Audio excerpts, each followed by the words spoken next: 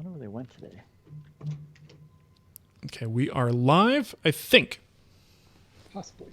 Maybe. How great is that picture, though? You guys like it. Okay. Pretty good. Pretty good, I guess. Oh, we are live now. Man, I'm getting some weird stuff showing up in my recommended list.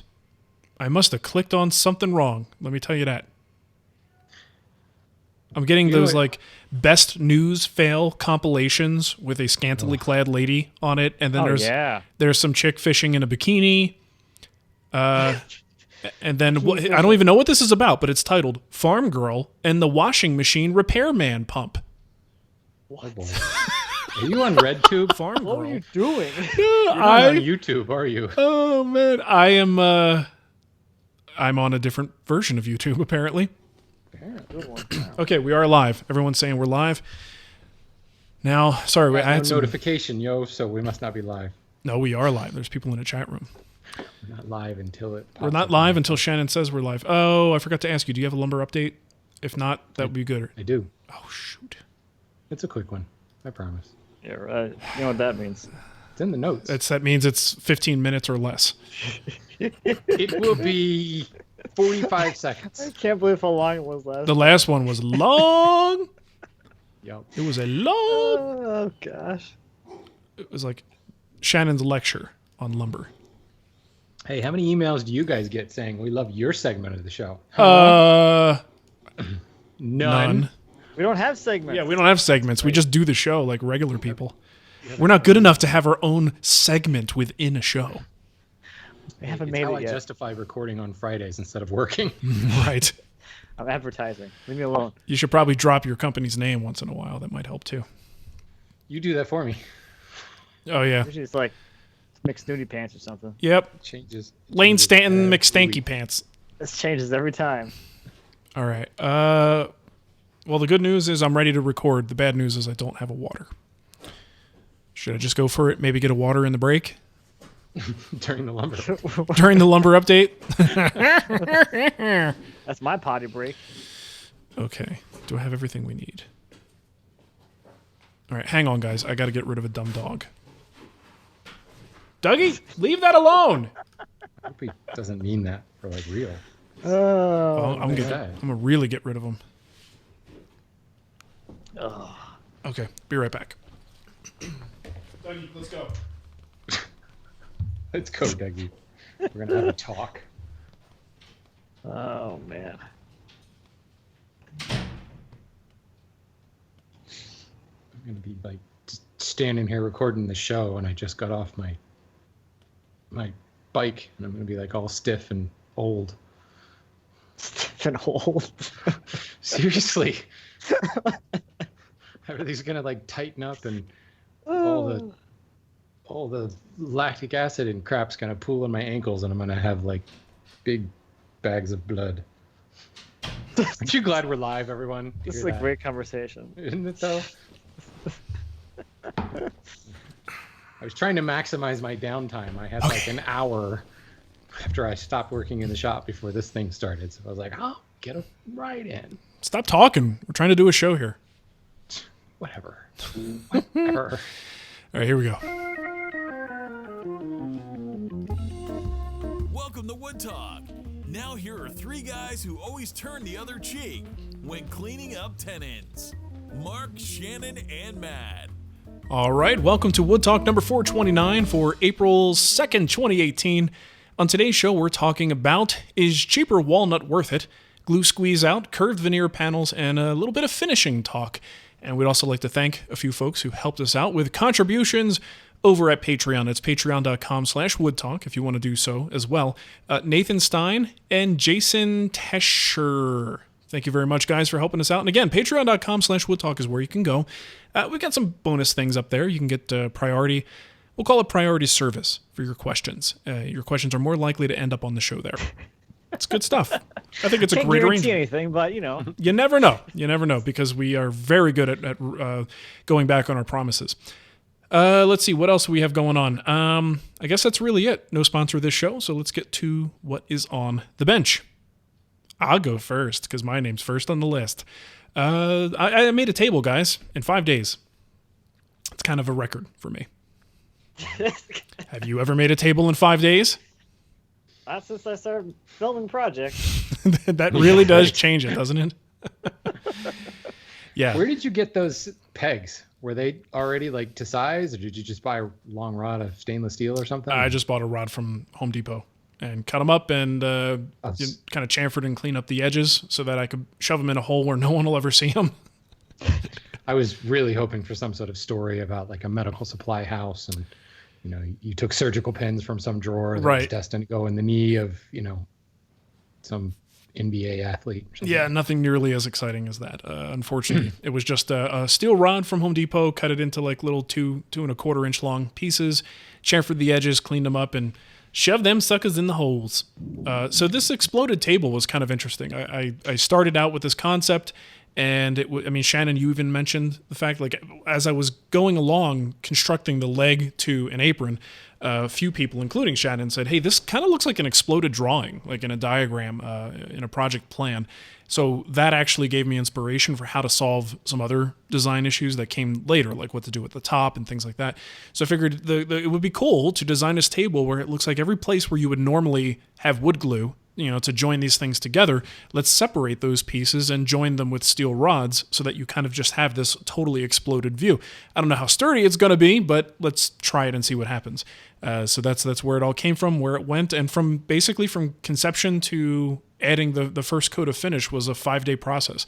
So I'll tell you, building with plans, and this was filming it too, which, as we know, slows us down. But trying to build with plans or build, let's say, something that's reproducible for other people is something that really, really slows things down.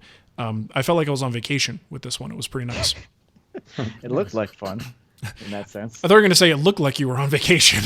It looked like you were on vacation. Judging by the results, you look like hand planes on the ground. Oh, yeah, that was a whole nother Yeah, thing, right. right? I did get my replacement handle, though. So I'll tell you, Lee Nielsen, what a great company. I broke my plane because I'm an idiot, and I dropped it because I was goofing off, taking stupid pictures of myself to make a joke, and I dropped it, and it landed on the handle.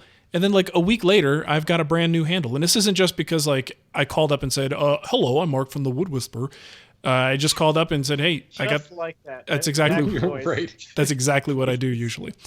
But I was like, no, she goes, how did it break? And I said, well, I was just being an idiot. And she goes, okay, well, we'll send a courtesy handle out. And Matt, you had a similar issue, only not your fault. It arrived broken. Yeah. So it arrived broken, and you got yours like, what, just a couple days later?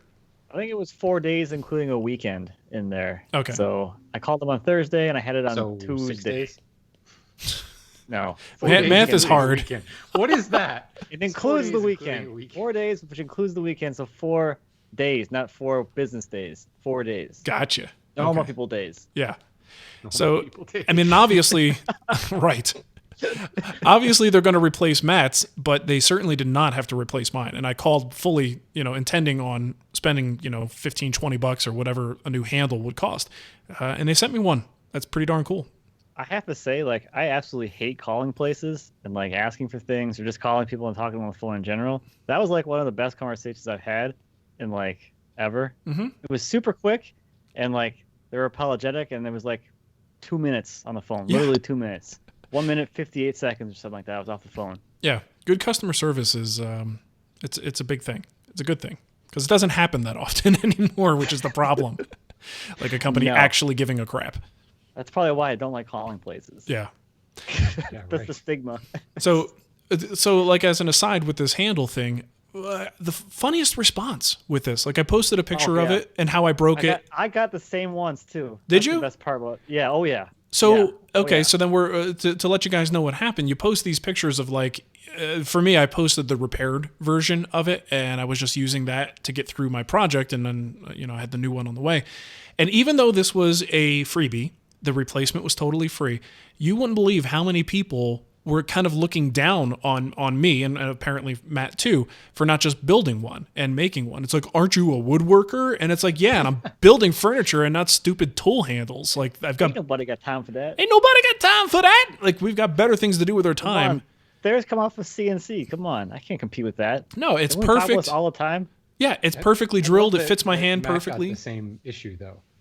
What's that? Matt paid money for a plane that arrived damaged. Yeah. Aren't you a woodworker? Well, yeah, but I'm also a consumer. Yeah, I just started bought with something. Damaged product. I did not get it as bad as Mark, but I still got the comments, so I thought it was hilarious. Well, and it's the same thing when someone, I actually got a little bit of crap with the miter saw incident with the new Makita that I tried out and sent back. And people are like, all you have to do is take this thing off, wedge a 2x4 in there, step on it, push. And I'm like, yeah, this is what I should be doing with a brand new tool. Like, who does that? I honestly hope that was the suggestion. Oh no, well no. People suggested that I fix it myself, and then the fix, quote unquote, that came out was someone who took this cap off the front and then wedged a 2x4 between the two bars that the head rides on. And if you push it this way and the problem gets worse, just make sure you wedge it the other way. Like, that sounds like a great plan. Let's do that. Like, because I don't know, you spent it's like what, $500-$600 for this saw? Yeah. It's like, it's not like a cheap one either. It's like, you shouldn't have to worry about that. Yeah, it's the principle. It's not whether or not I could fix it. Yes, obviously, Matt, you could have made a new handle, but it was a brand new plane. Why should you? Debatable. Yes, but why should you have to? Especially if you can get, the recourse is a free replacement of something. It makes no sense. People are weird. Is that just indicative of bad customer service? Like, I mean, Lee Nielsen is definitely the exception to the rule. I guess, have people tried calling, I don't know, Bosch or Jet or any of the big tool companies and been told no? I mean, I would be shocked. I think maybe. I bought a tool, No, I think you're right. I think people may have some of those bad experiences, or maybe they just assume that there's going to be a bad experience, but I think it's actually a product of maybe the negative side of the maker community, in a sense. Where I say the millennials. Yeah, well, that too. I mean, aren't they really at fault for the maker community just as a whole? Like, whether it's good or bad, if you want to take credit, you better take the blame too. But like, seriously, the mentality that I could fix anything, right? Why bother calling someone if I could fix it? But that stops as soon as it's free. Like, if I don't have to pay any money, then I'm totally going to call someone else, even if I could fix it myself. It's weird. I don't know. So anyway, I made an exploded table. We got a little sidetracked there. Is that what we're talking about? I guess so. And that's it for me. Matt, what do you got going on? I'm making tables as well. Non-exploded, I assume. Oh, not yet. Definitely not yet. That's going to be a trend, man. So I'm getting down with the towards the end here of the what do we call this one? Live edge waterfall river table build thing. Yeah, as many possible keywords as we could stuff in there. Yes, that one. I'm getting to the end here, including pants. Yes. So I'm doing I did the initial table, like the simple waterfall table, just a waterfall slab type of thing. And now I'm doing two variations on a river within a waterfall table. So I'm doing an epoxy fill as well as a glass inlay. So I have those two going on right now. I'm also doing steel bases on those to do something different than the wood base on the other one. But they're the same exact design, same shape, but different materials. Nice. Just to have fun with that. So I got to weld a little bit yesterday, that was nice. I haven't done that for, I don't know. The last time I welded, I was making the lower case of a high boy. So nice. Last summer sometime. Yeah, that's cool. Which feels pretty good. And you get the esteemed honor of being the first person to do any welding in the guild. There you go. Oh, wow. Because I sure as hell hasn't done it. How many more records can I have? Let's see.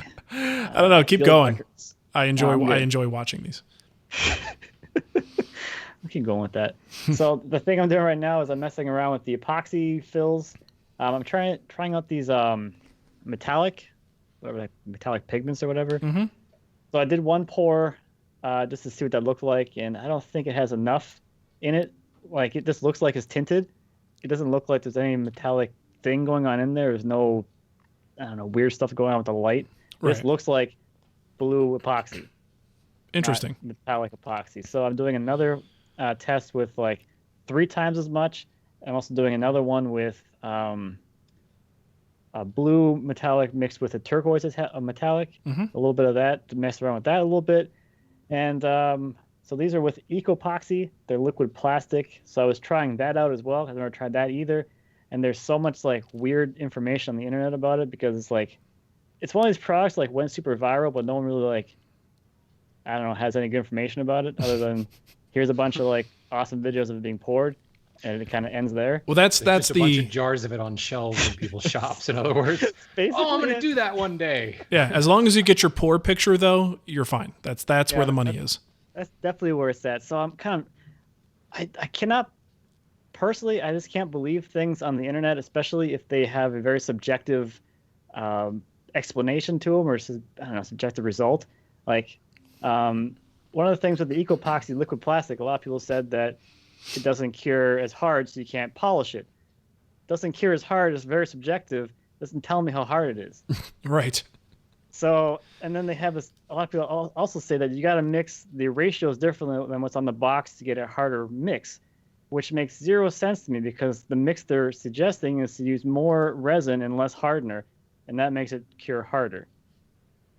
So Okay. at least the way that epoxy works in my mind with the chemical reaction, in that instance, there would be unreacted resin. And it would be softer? But anyway, I'm trying that out as well. I don't know. Now you're just making stuff up. That's what I was saying. I'm like, this cannot be true. Just try it and see what happens. This cannot be true. Yeah. So I got that going on as well. So I have the first test that's been curing for 4 days, and that's just the mixed 1-to-1 right off the box. And it's like, the best way I could describe this is it's like rubber. The consistency is like rubber. Really? So although it's firm-ish, it's hard, but you can squish it. And the river that I did is two live edge slabs with the whole gap in the middle. Mm-hmm. I could fold this in half if I wanted to. Oh, really? Yeah. Oh, so weird. you could just bend it and flex it all over the place.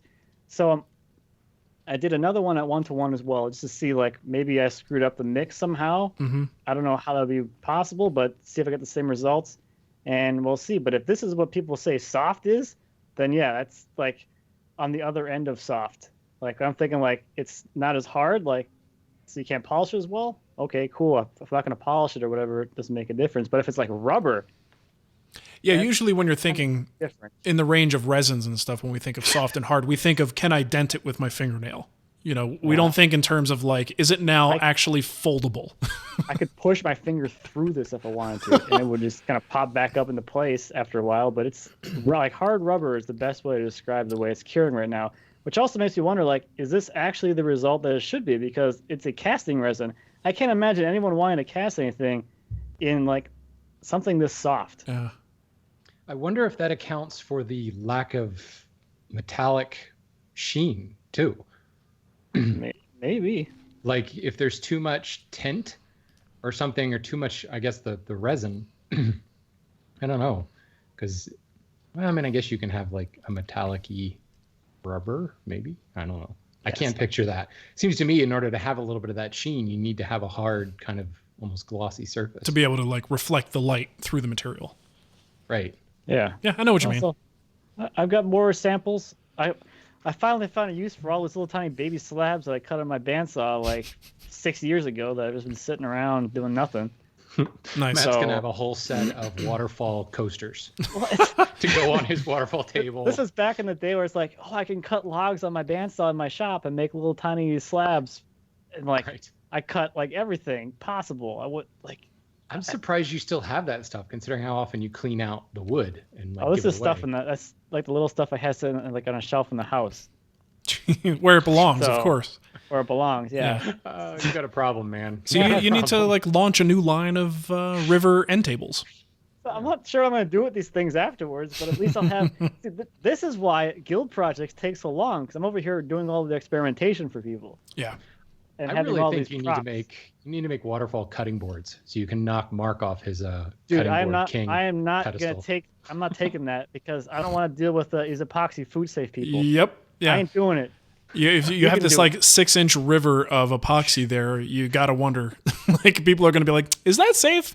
And Matt will say, well, if it's I don't know. rubbery, it's really good for your knives. Actually, it probably would be. It'll bounce This would back. probably just fine. And Matt's answer will be, it hasn't killed me yet, so I haven't died yet, so there we go.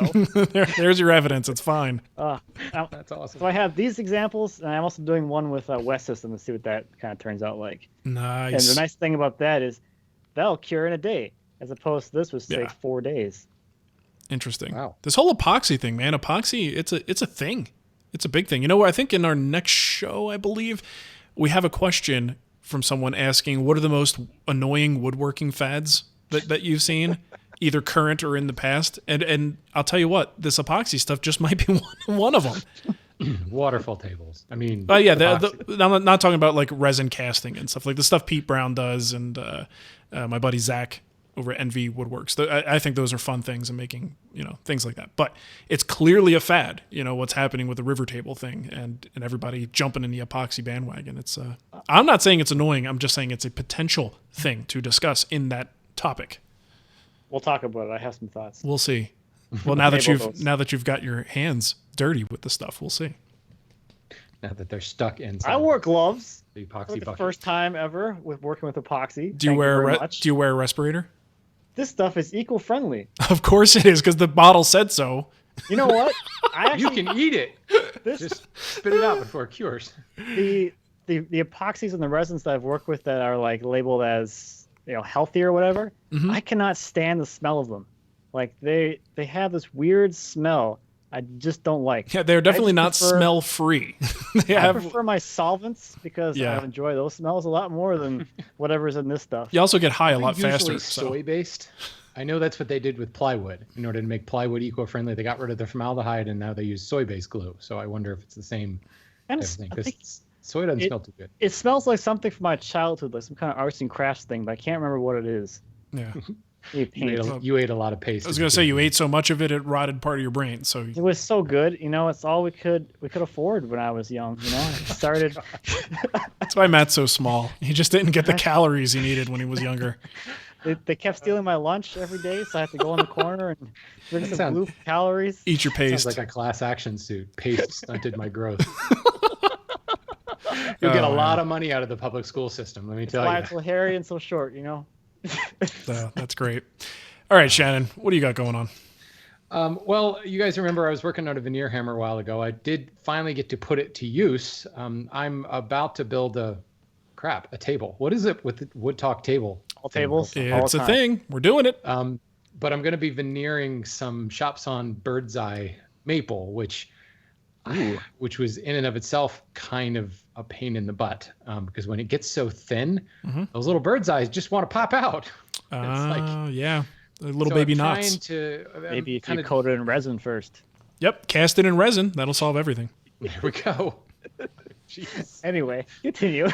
So I'm just playing with thickening up the veneer a little bit so that the bird's eyes don't pop out. But then can I really do, how thick can it be and still do good hammer veneering? And so far it's pretty good. It's just the problem is the thicker it gets, the less pliable it is. So just using the hammer like a squeegee to press it down and everything gets a little bit difficult because the veneer itself wants to cup.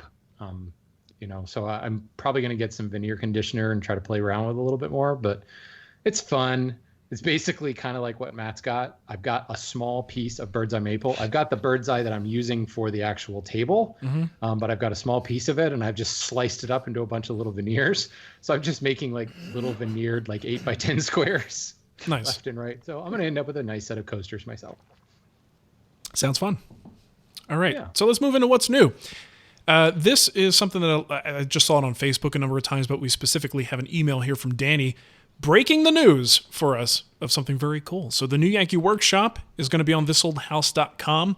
So Danny says, "Hi fellows, great news. According to my This Old House Insider subscription, all 21 seasons of the new Yankee Workshop are going to be available through This Old House with plans available for purchase. But wait, there's more.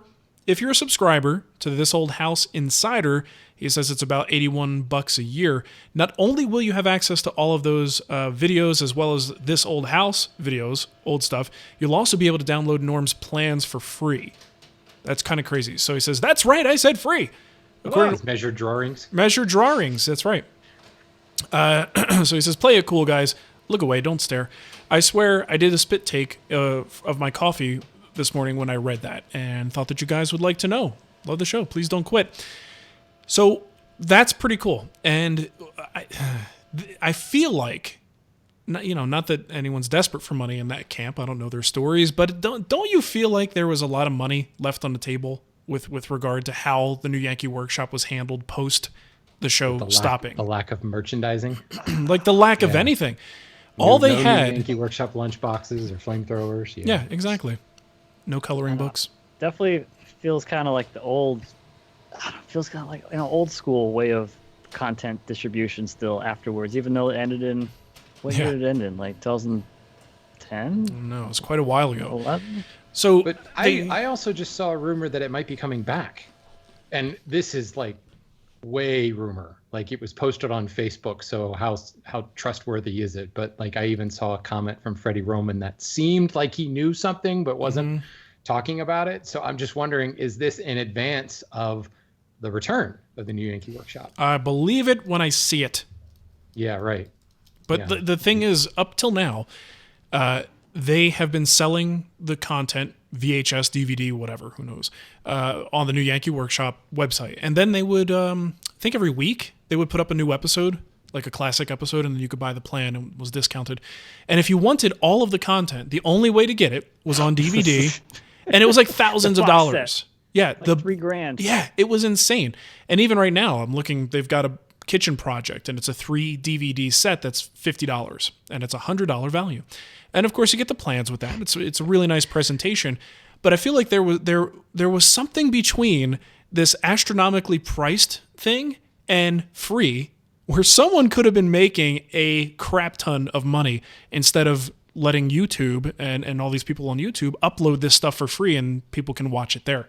So I don't know. It just feels like I guess the marketer in me is looking at this going, what a giant lost opportunity that was. That said, I'm really glad to see them available. Access to a streaming library or something like that. Something. Maybe they were just so tired of it. Like, I don't want to even think about it anymore. Yeah, I don't know. But anyway, so this stuff is available for streaming. I don't know how much they can upconvert to get the quality up, but they already have some episodes, not for this effort, but for like something else. They've got some new Yankee episodes on thisoldhouse.com. The quality is not that great. So I don't know if they're going to be able to make the episodes look a little bit better. I mean, I know it's only going to get so good because of the format that it was filmed in. But I hope it's a little higher quality than what I'm seeing there now, because it was a little bit, not so great. What I'm interested in is I feel like plans themselves, through people distributing them on YouTube and a lot of new people coming into woodworking, which is always very exciting. But I feel like plans have become more detailed in the last decade or so. Yeah, more than a measure drawing. I have a couple of Norm's drawings, and there is a lot left to guess on there.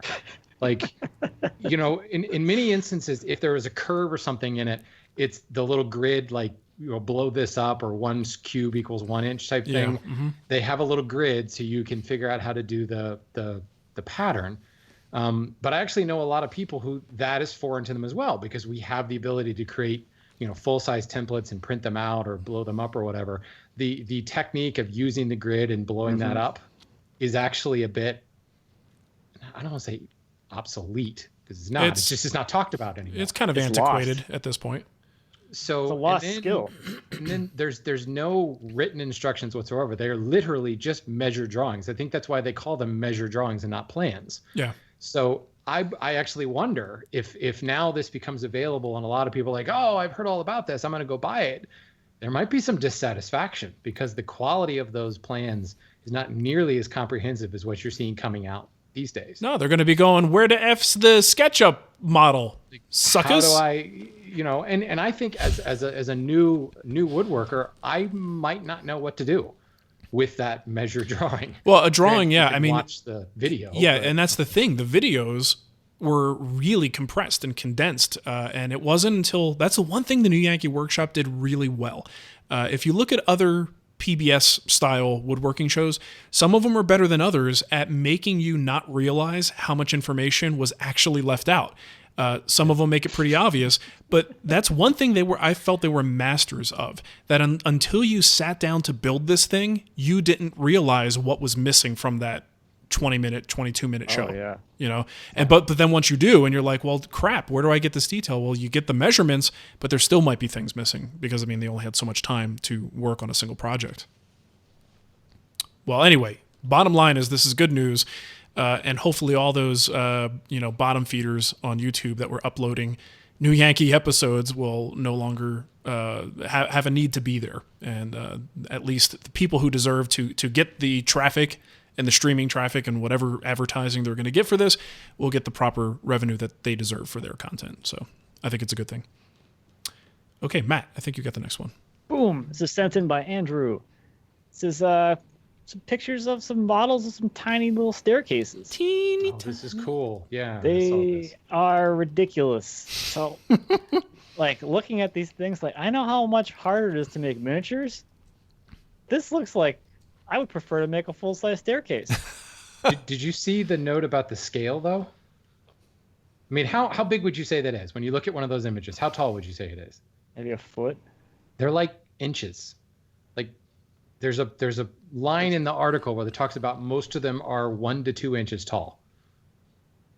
That's So crazy. I don't know if that's all of them, because those images look, I would agree. I'd say, oh, that's like a foot tall, 18 inches tall. But Well, the I first read one that in the whole article, the first one is 20.5 inches high. So that one's substantial.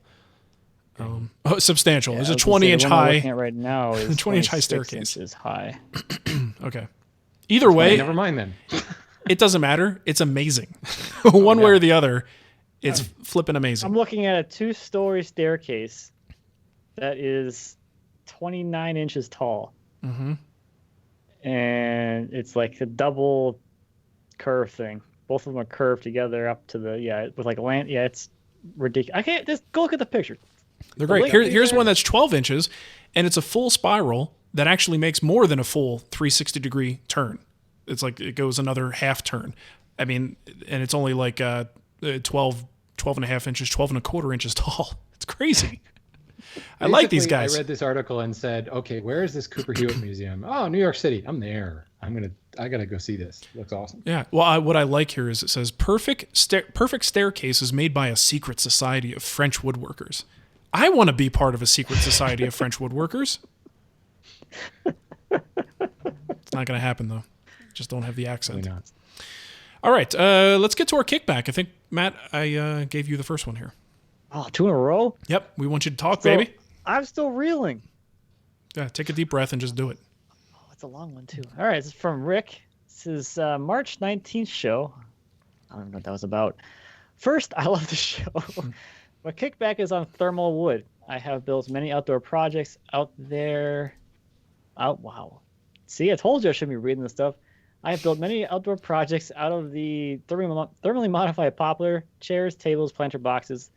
I have also built 2 decks out of the EcoVantage pine decking. I have never noticed any adverse effects on my blades. I'm currently working on a toolbox and a flat cover for my bed. My truck bed. A flat cover for my truck bed. That's just a tongue twister for no reason. The only issue is finishing it. Now that it is hard to find a true oil-based product to protect, I'm toying with the.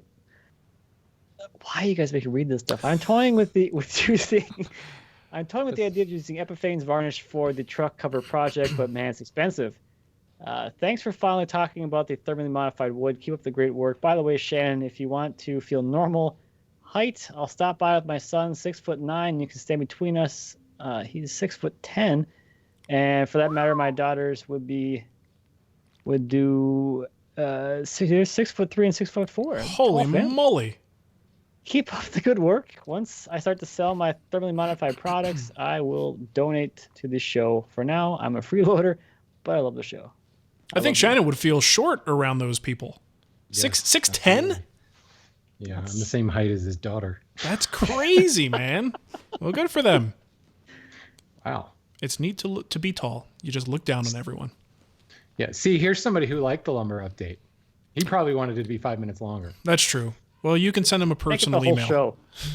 There we go. A spinoff. Start a new podcast. We got a spinoff opportunity there. Go for it. Yeah, and just, I assumed... There's going to be a battle about who gets the rights to the theme song, though. It's going to get really ugly. Oh, there would be no battle. That would be me. You just have to send me like 5% of all proceeds, and we'll be fine. Okay, I think, Shannon, you get the next one. I'm going to change the word slightly, use the same melody. Just maybe change it. Exactly. Do a minor key. You'll get another doo-wop crew to make it for you. Yeah. So this is from Jason. He says, in regards to Laguna ceramic guides being the greatest thing since whatever, I love how well mine work. However, I hate setting up my guides. Major pain in the you-know-what. I really like what I've seen for the Carter guides, but I've tried contacting them regarding a product for my Laguna 14BX, and I have not been able to get a response. Oh. Sad. Stupid Laguna. Why you got to be that way? Sad. I think it's stupid Carter.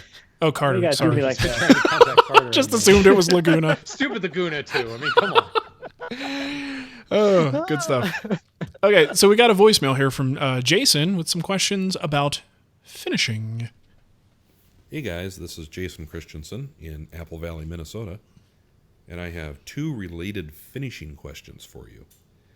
With my current project, I need to have some pretty vibrant color, so I'm going to use trans-tint dye.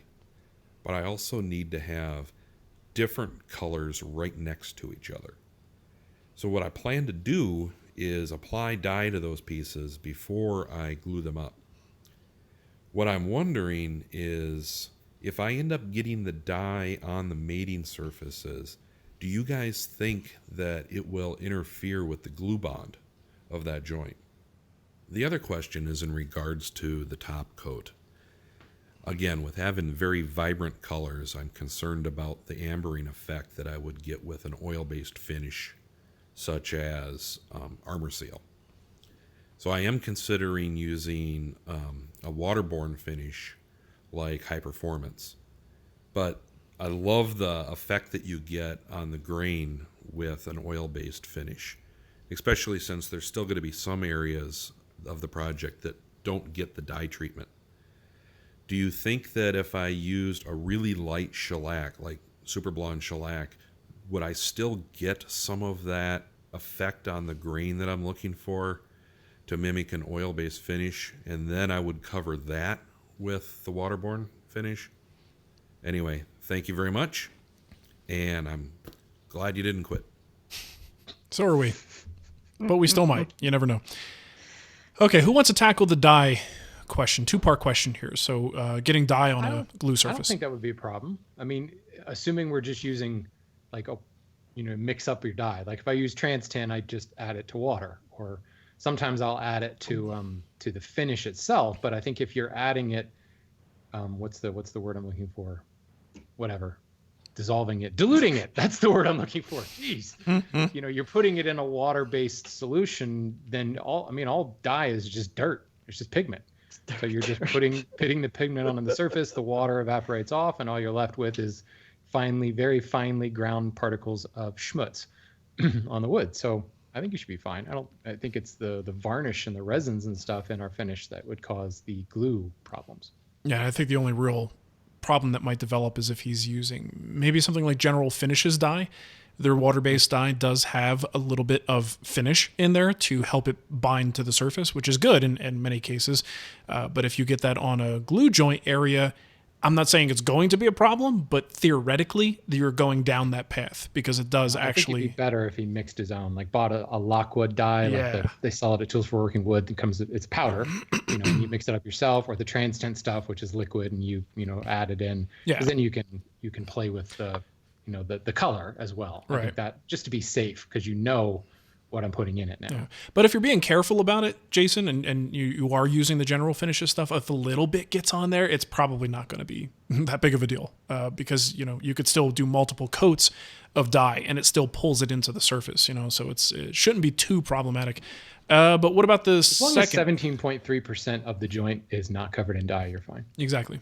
He did the math on that one. So, Matt, what do you think about the second part of the question? Could shellac suffice, like a Super Blonde shellac suffice as something to put over that dye to give him a little bit of that oil chatoyance, if you will? I I don't know, maybe a little bit. I haven't used shellac a whole lot, Yeah. especially the blonde. Most of the times I've used shellac, which is pretty limited, it's always been amber, so I get sort of that same, warming effect that you would with an oil. Mm-hmm. So I don't know. I think he's gonna have to try it, because here's the other thing: what he's looking for may not be the same thing that we would think of. You know what I mean? Like what he thinks of as what an oil brings to the surface may not be exactly the same as what we would talk about. So it's not too hard to try a couple samples and see if you like it. It could work. I think a shellac wash coat is a good idea anyway Sure. to fix the pigment. Otherwise, you could run the risk of actually reactivating the dye and like moving it around. Yeah, if because you're he's wiping going on the with finish. he's going with water based. So Right. So Yeah. I mean, now suddenly you're my dye looks smudged. Well, that's because you just did. Maybe if you're spraying, you might be okay, but if it's like a vertical surface, there's every chance that the dye could even run a little bit. Mm-hmm. So most people will put some sort of binder seal coat, usually shellac, which by the way, that's why they call it seal coat. The stuff you buy at Home Depot, it's used to seal in stuff. yeah, there you go. Okay, that's it for our voicemails. If you want to send us a voicemail, just use the voice memo app on your little telephone, smartphone thing, and send it to woodtalkonline@gmail.com, and we'll play it on the show. So we have a lumber update for Shannon. Should I go get a sandwich during this one, or maybe just a small snack? I got the stopwatch out. I'm going for it. Okay, here we go.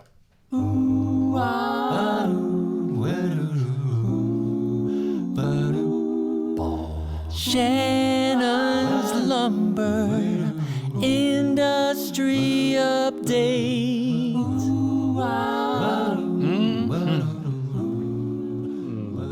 I love that smooth lumber update. Let it soak in. So this comes out of a couple of questions that I've gotten in my email and several phone calls I got at the lumberyard this week. Walnut is popular. Did you guys know that? It's extremely popular. No, walnut is walnut. Poplar is poplar. Oh boy, That was really bad. that happened. So, and what by see, and now I'm saying popular. Thanks a lot. By popular, I mean it's being used heavily in the commercial sector. I think it's always been popular amongst the furniture makers and the hobby woodworkers and such. But now the big guys, people ordering truckload quantities of it are starting to use a lot more of it, which has certainly put a supply chain problem in the mix. But the issue, and I've said this before, a lot of times you get what you pay for. And if you're finding a guy that has dramatically cheaper lumber, regardless of species, something's missing. Not necessarily something's wrong, but something has been left. The grade is wrong. It hasn't been, grade isn't the same, I should say. Maybe it's not dried as well, things like that. Walnut, however, is defying that. We're seeing prices all across the board. And the reason for this is walnut's grade is actually not the same as your other North American species. Walnut's grade is actually lower than, say, maple or oak. So something that is this first and second FAS requires 83.3% of the wood to be clear of defects. I'm not going to go on all defects and stuff, but walnut has actually dropped that. And what they've done is they've reduced the minimum board size. So instead of it saying you need to have a board that's 6 inches wide by 8 feet long and 83% clear, they're reducing that and saying the board can be smaller, can be narrower, can be shorter, and still 83% clear. But then they start to slide the grade a lot more. So if you're buying FAS walnut, it's not the same as FAS maple. And I don't just mean the color. Maple is going to be clearer than the walnut. But the problem is so many people won't accept that. There is this general perception in the market that wood is supposed to be perfectly clear. And of course, it's all wide, it's all long, and the grain is exactly the same from board to board. And in other words, it looks like plastic. So my thermally modified, my composite update that I did the other week, yeah, that's the problem. Is there's a lot of these composite products that are giving people a misconception of what wood actually should look like. So people are demanding more better. They're demanding a better grade of their walnut. So, okay, we're finding it. And the lumberyard I work for, we've been able to find a lot for several high-end builders, but we have to charge a heck of a lot more for that because say we buy, the orders for 5,000 board feet, or say it's 1,000 board feet, we need a 5,000 board feet just to get 1,000 board feet of that superior quality stuff. And it drives the price up dramatically, but it also leaves you with 4,000 board feet of other stuff that could be really good grade, it could be really bad grade, and it's just kind of the prices all over the place. Well, that may then get resold to somebody else. So there is a plethora of grades and prices in walnut. It's all across the board. So for all those guys that called me this week at the lumberyard who were like irate because somebody, they know was charging $8.50 a board foot for walnut, and I found a guy who's charging $2 a board foot for walnut. You got to look closer, folks. It's probably only going to get worse before it gets better. The prices are going to diverge even more. You just got to ask some questions. Most walnut is not a very good grade. Walnut is not a tree. Walnut is like an open field tree. It wants to branch out very, very quickly. In other words, you get knots very quickly. You don't get these long straight grain sections like you would in a maple tree or an oak tree. Just look at a walnut tree. You'll see it's kind of short and squat and branchy. Maple tree is very tall and slender. So that produces a totally different cut of wood. And because of that, and because it's become so popular, there's so many demands on that species to make it kind of what it's not. And there's, in other words, much, much lower yield coming out of the logs in order to get that much higher grade. And it's the Wild West at this point. So if you find walnut and it looks pretty and it fits your budget, you probably should just buy it, because who knows what it's going to be next week. It's probably not even going to be there. So there you go. Walnut update. Well, hey, getting into our emails. Perfect. 4 minutes and 30 seconds. Not too bad. Not too bad. But hey, perfect tie-in for the topic of my question from Luke, which is kind of it's interesting. like we planned the notes or something. See? If we did plan and we were smart, this kind of thing would happen more often. But it doesn't, because we don't. Okay, so Luke wrote in, he says, I have recently been planning some new projects and I was thinking about using walnut. I haven't pulled the trigger because of the cost of walnut lumber at the place that I usually buy my lumber. However, there is another gentleman running a resale tool shop who has a lot of walnut lumber, both 4/4 and 8/4, for sale at $4 a board foot, which is less than half of my usual place charges. However, it isn't quite as good as the more expensive lumber. I know this is why it's cheaper. It does have a lot of good clear wood, but also a lot of sapwood and defects. I guess my real question is it worth it to buy the cheaper lumber and just deal with the more waste and defects, or buy the expensive lumber, and since that's the better quality to begin with? So this is interesting. It's a very personal thing, but going back, tying into what Shannon's talking about, I recently purchased a bunch of walnut for the exploded table. And just looking at the pile, and you guys who shop for lumber frequently know what I'm talking about. You get that pile and you just go, man, none of this excites me. Like, none of it is really good. All of the boards have something wrong with it that, yeah, I'm paying for the whole board, but I know that whole section is just waste, yet I'm going to pay the bill for it. So I was just not excited about it. And this is more and more typical of what I see. And mind you, this is the $10 a board foot stuff. This is not the stuff that's being, discounted at $4 a board foot. So I think, like Shannon's saying, we may see more of this kind of thing rather than less. And because it's walnut, some places, knowing, maybe you're a captive audience in a sense, they may not drop the price at all, even though this isn't like big, wide, clear boards. So that's certainly what I dealt with, and I did the best I could. Now, that said, here's the cool thing about walnut. Even if it's a little squirrely looking when it's in its rough state, and maybe there's a few knots here and there, maybe there's some sapwood, there's probably almost definitely going to be sapwood, it looks amazing. Which, by the way, is not a defect according to the National Hardwood Lumber Association. Right, so get used to it. It's going to be good. Yeah, so once I started planing these boards down, I suddenly got a lot happier, because the grain, and if you look at the grain on this table, if you go to any of my social sites or the latest video on the Wood Whisper, the grain is actually pretty substantial, and that wasn't even planned. I thought I was just going to have very uninteresting walnut to work with here, but the grain patterns and the coloring and all of that was really good. I was actually really happy with the way it turned out, and I was not impressed with the rough boards initially. So I would say if you have access to any walnut, unless it's like maybe just a step above firewood, in that case I wouldn't buy it.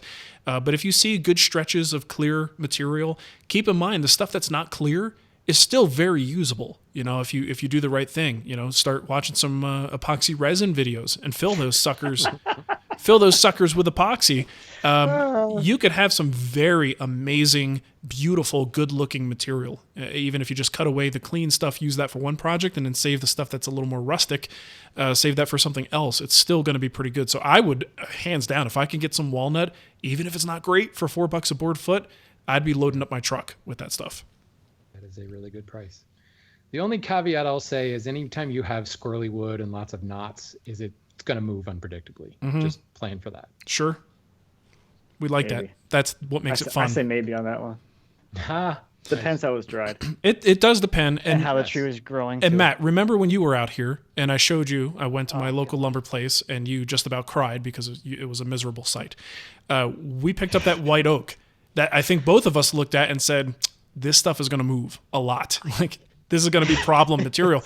And it wasn't. It actually was fairly stable. I was able to build a gate. Thankfully, the gate had to be crooked anyway, so it wouldn't have mattered. But the material did behave. And neither one of us thought it would, just to look at it. Like with the amount of knots and just kind of rough checked looking grain, it just didn't look good. Yeah, but it was had fine. a lot of surface checking. Yeah, exactly. But it turned out okay. And actually, having lived outside now for, was that almost a year ago?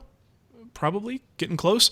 And it went all winter, part of summer out there, and that fence is looking as good as it did on day one. So Nice. Yeah. Isn't wood wonderful? it can be. It can It's also be organic terrible. and, all bets are off. You just never know. I have to say just one comment on this before we get to my question. I haven't used like graded lumber since I was like a beginner. Like everything I've used for the last 8 years has been mill run. So it's just as the boards came off the mill. So some boards are clear, some are clearer than others, some have defects. And I think what that's been able to teach me is a lot more part selection skills, being able to look at those boards and pull out the parts you need for that project. Because even if there's knots and you want to avoid those, a lot of times, unless you're making like a tabletop, you don't need like an 8-foot long clear board.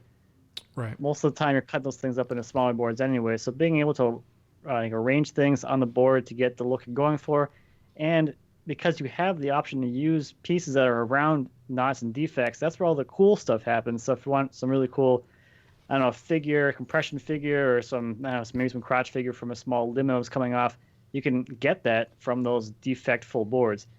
You won't see, but I'm air quoting defects because defects is an industry term, not a Macromona term. Well, I mean, you buy a piece of furniture at the store, you're not going to see this stuff, but if you find that really cool knot and you are able to stabilize it and fill it, when you hit that with finish, you're right. All the fun stuff in wood happens around defects. I mean, it looks absolutely amazing. So yeah, don't be afraid of This is them. where the problem happens. The National Hardwood Lumber Association graded, when their grading rules came out, furniture was the #1 industry. That's who they were really talking to. And these grading rules, they've changed, they've modified slightly over the years, but the furniture industry is not a big industry anymore. And the people that are buying commercially, they're the ones looking for trim, and they need 12, 15, 22-foot long boards. And they got to be clear, because you don't want to run a board with a knot in the middle of it through a 6-head molder.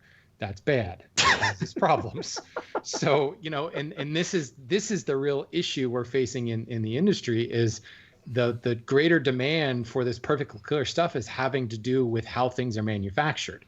You can't, as a one-off woodworker or a one-off bespoke boutique, whatever you want to call it, maker, we love working around these defects, embracing these defects and putting them in. But when you're running 5,000 linear feet and you got to get it done in the next 20 minutes, you can't have that stuff. So the greater demand, people spending the most money in the commercial sector are saying, we've got to have this perfect clear stuff. And that, FAS means nothing anymore. FAS is so below the grade that is required by most customers.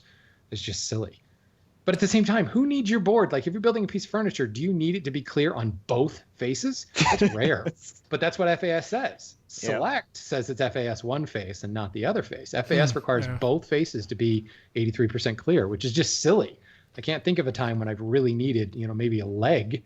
But even then, it's like, hey, put it in the back. Right, yeah. There's always a workaround. Sure. Interesting. All right, well, good. I'm glad I picked that question. That was a good That was a good one. good conversation. All right, next one is from Michael. It says, wow, see, I still can't read anything. Didn't I let you know that reading was a prerequisite to being a host on the show? I think I did cover that. I think you lied a lot about this job. You need to write it out phonetically for. That's what it was. No, Yeah, I had to write it in crayon with backwards R's. Oh man! All right, this is from Michael. I screw up again. Oh, I guess there's no I in there. I am still quite new to hobby woodworking, having started in the fall of 2017. I dread glue ups, as no matter how much I scrub with a wet towel and dry towels, I continue to get glue stains, which I then have to sand out. Do you have any tips to deal with glue squeeze out? I use Type-On Original and Type-On 3 depending on how much time I need to get the glue up done. So there's a couple things you can do. If you can pre-finish, I think that's probably my favorite thing to do, because you don't have to worry about it nearly as much. The glue doesn't stick to the finish. You can wipe it off. You can flake it off afterwards. Doesn't really matter. If you're doing like an inside corner, putting some masking tape in that inside corner can help just remove that glue and have it not stick to the wood itself. But I'm going to go out on a little bit of a limb here and say maybe you're using too much glue. And it's kind of a hard thing to describe, because I think as you get into it more, you kind of get an idea of how much glue you actually need. But I know when I was getting started, it was like, how much glue can I get down here, like, and just smother everything in glue? It's like putting some insert favorite condiment on sandwich and have it dripping everywhere analogy. You probably don't need that much glue. And at least now I don't spend nearly as much time cleaning up glue squeeze out if I'm doing like a joinery glue up, because I'm not applying so much glue that I get squeeze out everywhere that I have to worry about. So I think once I kind of got a feel for how much glue I really need, it kind of took care of itself. Mm-hmm. I didn't spend much time cleaning up glue as much as I used to. I don't know. I feel like every single like video and like thing I see, it's like there's glue just everywhere, dripping all over the floor. Why do you need so much glue? Are you not like, how much glue do you think actually gets between, if you have a Morse and tenon joint and your fit is, nice and like it's fairly snug, how much glue do you think actually ends up between the two faces of the tenon and the mortise wall? Well, if it's really nicely fit, I kind of feel the same way. All you really need is almost a trace amount of that, just something to prevent it from being backed out, and that thing is going to be rock solid for a long time. Yeah, all you need is love. All you need is love. Boop, boop, ba-doo. All right, well, that's cool. That's real cool. That's cool. I don't know, you guys got anything else? Oh, yeah, and the other thing you can do is use glues that don't affect finishes, like that stuff that Shannon uses. That hide glue. That weird thing made of animals. The hide glue stuff. The the only other thing I'll say, I mean, I don't know, I honestly wasn't really listening. So you may have said something about this, but a lot of times, if he's mentioning using a wet towel and then dry towels, leave it alone. Did you mention that? Like, don't go and spread it all around trying to clean it up initially. Let it set. And this way you're sort of confining any staining that might occur to a smaller area. And then you can, once it's still pliable, but not completely hard, get a putty knife and scoop that stuff out of there. And then you only have a very small amount of area that you might have some glue stain issues with. Yeah. Or if you're Mark, use your left. My left what? Clean up the glue squeeze Obviously. out. You gotta use the good ones. You can't slice through the glue with junk chisels. I have never used a wet paper towel. To me, that's like all I'm doing is diluting the wood and grinding it further into the surface. I'll just let it dry. If I've got a glue line as compared to a glue smudge, it's at least, first of all, I can see it. And that's like when you come, before you finish and maybe you wipe things down with naphtha or something just to, check tear out or any of that stuff. And those little things pop out of nowhere. You're like, oh, where did that glue come from? And sure enough, it's because I wiped it instead of just letting it harden up and then come back with a, card scraper or chisel or something. My favorite one from that step is the fingerprint. You're like, when did I have glue on my finger and touch this? Yeah, but it's there somehow.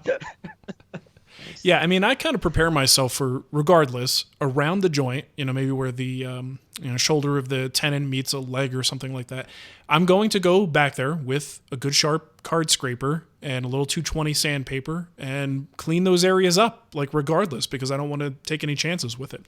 So as long as you're not, like Matt says, as long as you're not gooping the stuff up in there, you should have a minimal amount, let it set up, scrape it away while it's still soft so you're not pulling any wood grain with it, and then do a little bit of scraping and sanding and it's done. Yeah. What you said. Yeah. Yeah. Okay. Yeah. Well, this email is from Chris. He says, I'm looking to make a roll top secretary with a solid top that I can apply some parquetry to. How would you all go about creating the curved lid? I plan to veneer the entire thing with some hands-on veneer, so I was thinking of trying kerf bending, but that may be really tough in my primarily hand tool shop. Would hammer veneering work for applying veneer? Should I look to invest in a vacuum veneering setup? Thanks for not knitting, Chris. So, I like that, by the way. Play on words. Thanks for It's not fun. Very good. I'm trying to picture, how do you make a roll top with a solid top? Is it just not a roll top anymore? You use Matt's epoxy. Is it what do they call that? A fall front at that point, or turning a mark there? I wasn't listening at all. yeah? So I don't know. I gotta read the question. maybe he's got a roll top with a solid top over top of it in case he needs that air barrier between whatever it is he's doing in the desk. So whatever. That's how I would read that. Yeah. It rolls these actual solid tops. So you could put something on top of the desk, like pictures or whatever, and roll the top behind it or something. Who knows? I don't know. But I haven't done any kerf bending other than something really, really small, mainly just to does this work? And that always kind of scared me. And I think he's right. In a primarily hand tool shop, that's just a lot of extra work. If it's gonna go solid, I would be more tended to do more of a coopered look and cutting your bevels to create. It depends on the degree of the curve, right? How fast that curve is. But just by coopering it, cutting the bevels to create that faceted look, and then coming back and blending that into a curved shape, you're going to be better off. You could do some bent lamb, but then you're talking about the same amount of work that it is for the kerfing side of things. You got to cut all those tiny little strips and glue it together. I still think that would be better than kerf bending, but I guess it just depends upon the shape of your curve. If it's a relatively gentle curve, which is what I would expect in a roll top desk, you could do a lot with the coopered top, and then do a little bit of sculpting after the fact. And if you're sculpting it with a rasp or whatever, you're already going to tooth the surface to give you a nice bite for your veneer.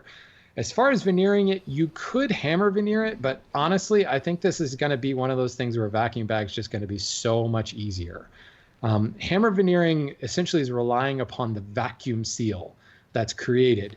But when you start bending that veneer, it's going to need to be a thin chops on veneer. But once you start bending it, this is what I was talking about at the opening of the show, is the stiffer it is, the more the veneer wants to kind of do its own thing. Now you're trying to force it into a curve, and you need, put it this way, hammer veneering doesn't use any clamps. You're literally letting it, the vacuum hold it in place, and then you're done. I would be really hesitant to walk away from a veneer piece over a bent substrate without any clamps. So I suppose you could hammer veneer it and then have some sort of call system. You don't necessarily have to go all the way to the vacuum bag, but having seen a few people recently buy vacuum bags and use them, and I really, really want one now, I'm going to say get a vacuum bag because it looks fun. So go with that. They can be fun. Someone mentioned that the other day for using it for bent lamination, and I don't know why. Every time I've done some kind of bent lamination, I just go with the standard clamp and positive negative shape thing and squish it together. But if you really utilize a vacuum press for that, you can do some really amazing things, and you get perfect even pressure across the workpiece. Well, what makes me think a bag over the form is because if we're talking a desk top, it's wide. It's quite wide. So then the form you've got to make is just this behemoth thing, that weighs 100 pounds or whatever. Sure. I'm thinking of David Marks, laminated together 3/4 inch MDF, slice after slice after slice to make a 36-inch wide form. It's no fun at all. No. The corking and taping of the form itself takes 3 hours, just so the glue doesn't stick to it. Right. So, I do think you're probably going to need some sort of support underneath the table. I don't think you can just stick it in the vacuum bag, right? You probably want to have something in there to hold it steady, and then the pressure comes down on the top. But yeah, if you're going to hammer veneer, be prepared to do some clamping to hold it in place, I think. Yeah. Hammer, don't hurt him. Wow. Okay. Oh boy. So if you Funny, I'm wearing hammer pants right now. are you really? Are you doing that little side to side dance thing Yeah. that he used to do? Nice. I want to see that. Okay, so if you want to help out the show, you can support us in a few different ways. You can go to iTunes and leave us a review there, or really any place that has podcast reviews. Leave us a nice little review. You can go to the Wood Whisperer store at twwstore.com and pick up a Wood Talk t-shirt. I don't know, what else can you do? Patreon? You can go to patreon.com/woodtalk and support us directly through a recurring donation, and we always appreciate that. Shannon, why don't you give them the contact info, and we'll get out of here. I'd love to, Mark. Okay. If you have comments, questions, topic suggestions, there are many, many ways you can send them to us. You please send us your voicemail using your voice memo app. Email that to woodtalkonline@gmail.com or use our contact form, woodtalkshow.com/contact, or just leave a comment on our website at woodtalkshow.com under this particular episode. You can find us on all the social places at Instagram and Twitter and even on Facebook. We promise not to steal your privacy. Facebook will do that for you. Yes, it's built in to the platform. Yeah, it's a built-in feature. Nice. All right. Well, I think keep it political and current. that's right. Important. It'll be outdated very soon. Yes. Okay. Well, thank you for listening, everybody. We will catch you next time. Goodbye. Bye. I miss you already. Bye, guys. Okay. That's a show. Let me save that. Open up the new file. What are we on, 4:30? I gotta go get more water. Man, I have such an overproduction of phlegm. It's not even funny. Why? That's all I want to know. Why do I have so much phlegm, guys? I don't know. I don't know if I just have get rid of that when you move to a dry climate. supposed to, but allergies and stuff like that. I'm Falling apart, Mark. I'm like allergies. I can't find my shoes and my glasses. I think. See, while I was in Seattle, I actually did a little bit better, and but I also wonder, because I've got a slight allergy to dog dander. I wonder if having dogs, which is it's not an optional thing for me. I will always have at least a dog. If that's becoming more and more problematic for me, because when I was away, it was fine sleeping in other people's clean beds and hotel beds, but once I got home, right back to where I was. Phlegm everywhere, dripping all over it's all over the microphone. It's a whole thing. It's not true. It's not that bad. It could be the walnut dust. The psychedelic nature of walnut dust. That's why you were seeing all those patterns coming out of the wood once you milled it. That's right. They're actually not there. Some people are going to the thing going, what is he talking about? I don't see anything. Which is really why the cost of walnut has gone up, the psychotropic effects of it. That's right. Like licking toads. Yeah. But you can sell your walnut sawdust now. People snorting that.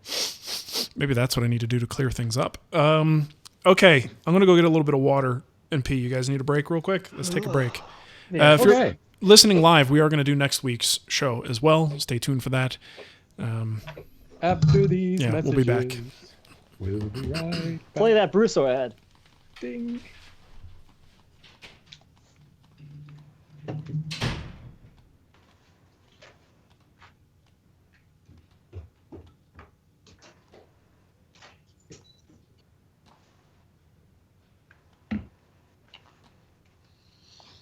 Water.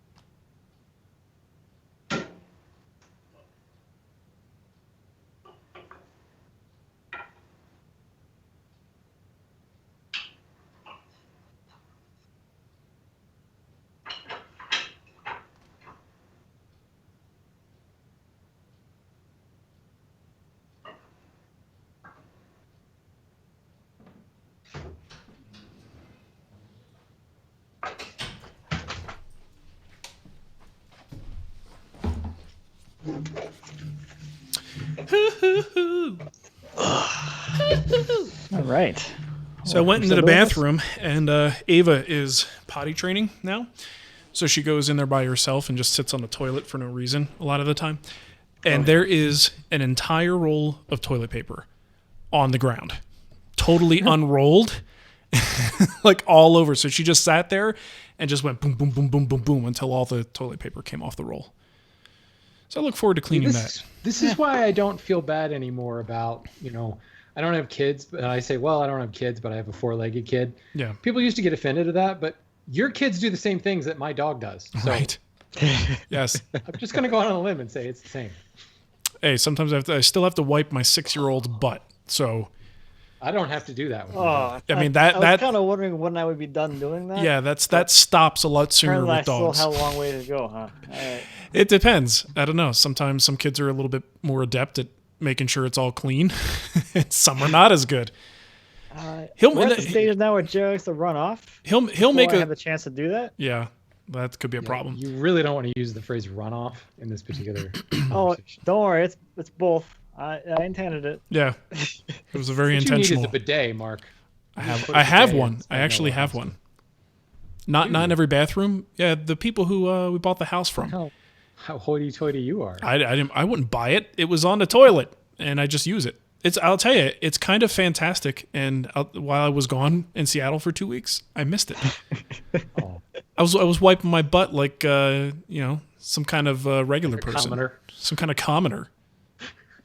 Like I called the hotel person at the desk. I'm like, don't you guys have people for this? If you don't have a bidet, you can have someone help me out. Wipe my own butt. She's like, sir, you're in a Motel 6. It's like, oh, I ain't okay. got time for that. I ain't got time to wet my butt. Nobody got time for that. It's nice, man. I highly recommend it. It's one of those. It's not like a true bidet. It's one of those seats that goes on top of a regular toilet, like an add-on thing. It's a seat with a garden hose. That's all it is.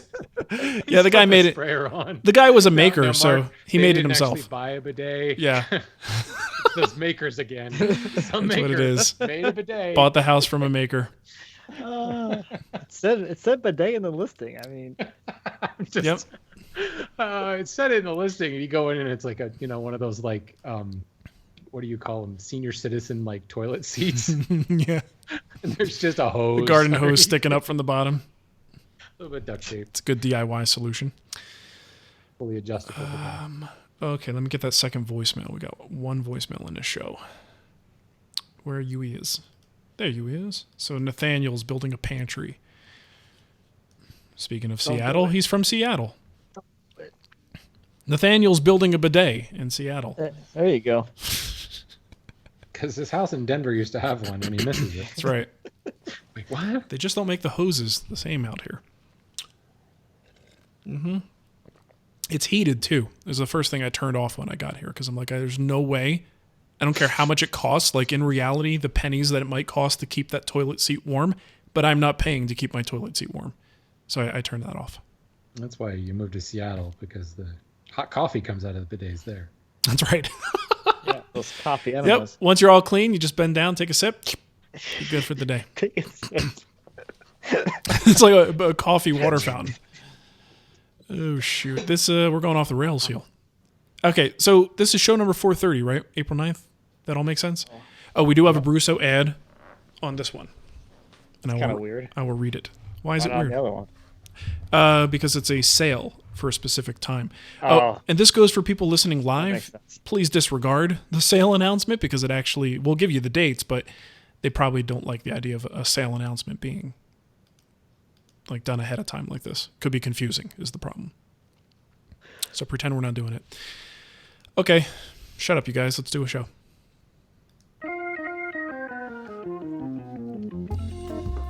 Welcome to Wood Talk. Now here are three guys who came, saw, and sawed again until they ran out of wood. Mark, Shannon, and Matt. Yeah, baby. It's show number 430 for April 9th, 2018.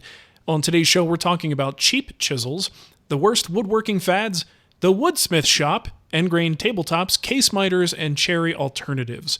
Excuse me. Remember I mentioned that phlegm problem? Yeah, it is a lot of stuff, actually. That's what I like about the second show. We can just pack in a ton of email questions. This recording method makes that possible, which is cool. You know what we should do? We should start packing in like our own emails, like that people send us. Just to save us time from answering them. Yeah, there we go. I like that. It's not a bad idea now that you mention it. I should mention, we do have a sponsor today. Our good friends at Brusso Hardware, and they've got a sale coming up, and I want to tell you about it. They say spring into big savings with Brusso's knife hinge sale. Knife hinges are great. You guys like knife hinges? I know you do. I like knife hinges. I have do a lot of reason to use them, but I have them. They're pretty fantastic. I love Mark them. Spagnolo used them once, so then I had to put them on everything. That's right. It's my influence I at have work. knife hinges on my cutting board. Yep. So from April 9th through April 16th, all of their center and offset pivot hinges will be 40% off when you order online at Brusso.com. Seriously? Yeah, 40% off. Brusso's knife hinges are perfect for aspiring furniture and cabinet makers. This is a limited time offer, and you do not want to miss it. Sign up for their newsletter or visit the website. That's Brusso.com/sale for complete details. Sale is good on web orders only. And I'm going to double check something here because I know I got an email from Brusso. Where is it? Hold on. Hang on. So I wanted to double check with them because you know how we have a coupon code. And I said, you guys, 40% off. You can't possibly let this combine with other things, right? Right? That wouldn't make any sense. What are you going to tell me, Mark? What are you going to tell me? Come on. I got something for you. So Allie at Brusso says, went to double check the orders on last year's stop hinge sale, and we actually allowed Wood Talk code on top of the 40% off. So let's keep it the same for next month's sale as well. So use the code Wood Talk, and you'll get that additional discount on these 40% off hinges. That's insanity, my friends. That's crazy. Need for knife hinges, Now you do. Yes. but I can't say no. Stock up if you're gonna. I wonder if there's a limit in how many you could purchase. That might be something to look into. But I'm gonna buy so many that I'll be reselling them. yeah, Showing up on eBay. MacRamona.com/Brusso hinges. That'd be nice. We have to wait till April 9th. I don't want to wait that long. I'll forget by then. It's totally worth it. If you're going to stock up, this is the time to do it because you never know. Sometimes you just do a project and you go, dang, I wish I had those, and now it's full price.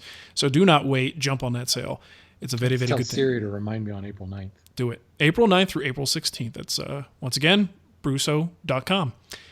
All right, let's jump into our stuff here. We've got one voicemail from Nathaniel, and then we got a bunch of emails we'll answer. So let's kick it off with the voicemail. Hi, Mark, Matt, and Shannon. This is Nathaniel from Seattle. I just have a question. I'm going to be building my first cabinet project, which is going to be a very large kitchen pantry, about 40 inches wide and probably 7.5 feet tall.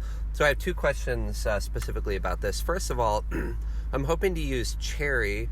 However, I'm concerned about the financial impact of using cherry. So my question is if you have any alternatives, or alternative woods to cherry. I was thinking of using poplar and stain, but I know that poplar isn't a very hard wood. So my first question is any other alternatives to cherry that would be hard enough and have some beautiful color in it, hopefully on the red scale. My second question is I want to build it with a lot of storage in the doors, and so I think the doors will end up being quite heavy with cans and such. So just regarding building these, it's going to be in kind of the shaker or mission style. So I'm hoping you might be able to give me some ideas of how to build those doors to be very strong and robust. I don't have a jointer, so I don't think I'll be using solid wood panels. I'll probably have to use veneered plywood. So I don't know if bridle joints would be the way to go or if I'm just overthinking it. So I absolutely love this show, and I hope to hear from you guys soon. Thanks a lot. Bye. All right. So alternatives to cherry and strong door construction for something like a pantry. I will throw out alder as an option, as an alternative for cherry. I've used that in the past.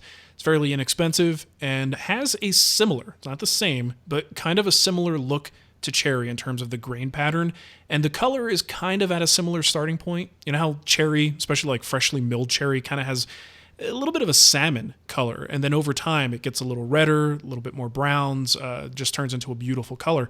Alder doesn't quite do that, but that's where you can stain it to kind of go into that direction. So alder can very well substitute for cherry if done properly. It's probably a little softer, and I find it very easy to work. It's very light, and you may not get the durability, but I don't know that I have a problem. I mean, most of the doors in my house and the built-ins in my house, as well as trim, like the guy redid everything in this house, and it's all stained alder, and it's holding up great as far as like millwork and doors in this place. So I would definitely go with alder. I agree. They call it poor man's cherry. Did he say where he's from? Did I miss that?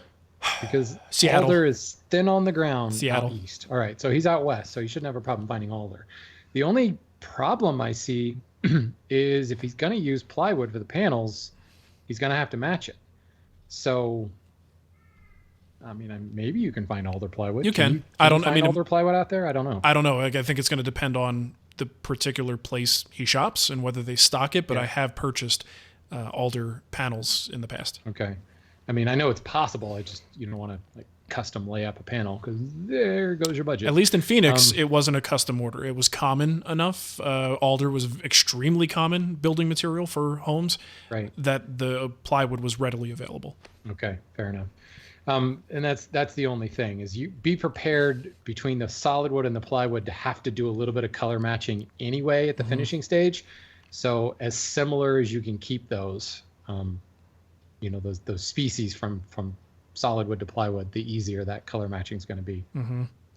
Hey Matt, if you were building giant pantry doors that had to hold weight, what kind of joinery would you employ for that? I would use Brusso knife hinges. That's what I say. Put the knife hinges down there. You don't even see them. They get a little bit of color on top from the brass. Yeah. You know. Do you know you can actually get those for 40% off in a sale coming on April 9th? Oh man! Plus an additional discount for the Wood Talk coupon code. That's amazing. This is gonna be crazy. This is gonna be a run on hinges. So you and I were talking about an upcoming guild project being a tool chest. So I have to imagine. Is that what we talked about this week? We did talk about that. Huh? Yes. Oh boy. If you're doing something like that, you're talking about a very heavy door. If you're doing a tool chest with a door built for storing things on the door itself. So I imagine that's kind of in a similar vein. So if you were doing a little bit of a larger scale, what kind of joinery would you employ? Kind of. I think I guess it depends on how deep you want the door to be for this pantry. If it wants to be like a flat door, or on the tool chest, it's probably more like a deep one, I guess. So the pieces will be turned on their side as opposed to on their face. So when you're looking at the front, you see the edge instead of the long face.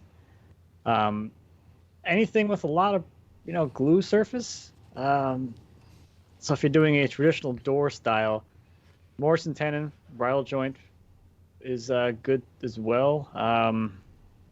Any of those standard ones I think are just fine. That's a good thing about them is they're pretty damn strong to begin with. Yeah, I'm trying to think of is there anything that would be even better than that? Nah, I don't think so. It's pretty typical, and those things can hold quite a bit. Mm-hmm. There's a reason doors have been made using mortise and tenon joinery for 500 years. I mean, you could pin them or draw bore if you really want to go crazy. There you go. That's all I got. I think it's reasonable. Yeah, I don't think he has to get nuts with it. I mean, look at the commercial ones, like ones that you can go to Home Depot and look at the pantry doors that have storage in them. They're probably made with the tongue and groove cardboard cutter things, whatever. So they're tenon lengths only 3/8 of an inch long or whatever, however long they are. Yeah. Whatever you're gonna makes me stronger regardless. A lot of the door manufacturers that I sell to, they use loose tenons because it's all CNC work, and they just put a big honking loose tenon in there. Yeah. Live from the chat room. It's a good question, relevant since we keep harping on the hinges. JB Alexander asks, "What is the benefit of a knife hinge?" Who wants to grab that one? They're nearly invisible, and they're cool. And it swings. The door swings so cool, and there's no hardware on the, I guess what's it, the style side. Right. Yeah. So it's above and below the door. All you see is little tiny dots of brass on the top and bottom over the pivot point. And the door, door, very minimal. The door swings so smoothly. Oh yeah. Effortlessly. Yeah. Because it's like all of your weight is basically being pushed into the pins of this hinge, and the way it supports it's just incredibly strong and so smooth. And it's just elegant as heck. I'm just thinking about him now. Right? Doesn't it make you want a break, Matt? You want to take a few minutes to yourself? I'm gonna need a few minutes over here. Gotta go look at my hinges. Yeah, go check them out. Doors. Sounds like a good idea. All right, so let's move into a bunch of emails that we have here. So the first one is from Andrew Reuter, who says, is it worth sharpening up a $5 hardware store set of chisels and using them as the main chisels in the shop? Asking for a friend. I love that. I say absolutely yes, because if you have these chisels or access to them, and maybe they're $5, maybe they're $10, whatever it is, they're cheap. Why not try it, right? If you don't know, it's one of those things where if you haven't touched, a $100 chisel or an $80 chisel, why not sharpen these up and see what they can do? Because there's nothing better. I think of this like with bandsaw blades as well. Well, just about any blade, on a power tool side of things. If you never tried something cheap and eventually ended up with a dull blade, how do you even know how to gauge what a Forest Woodworker 2 is doing for you? I really think it's important to know what those cheaper things do and how they perform to understand why it might be worth investing more money in.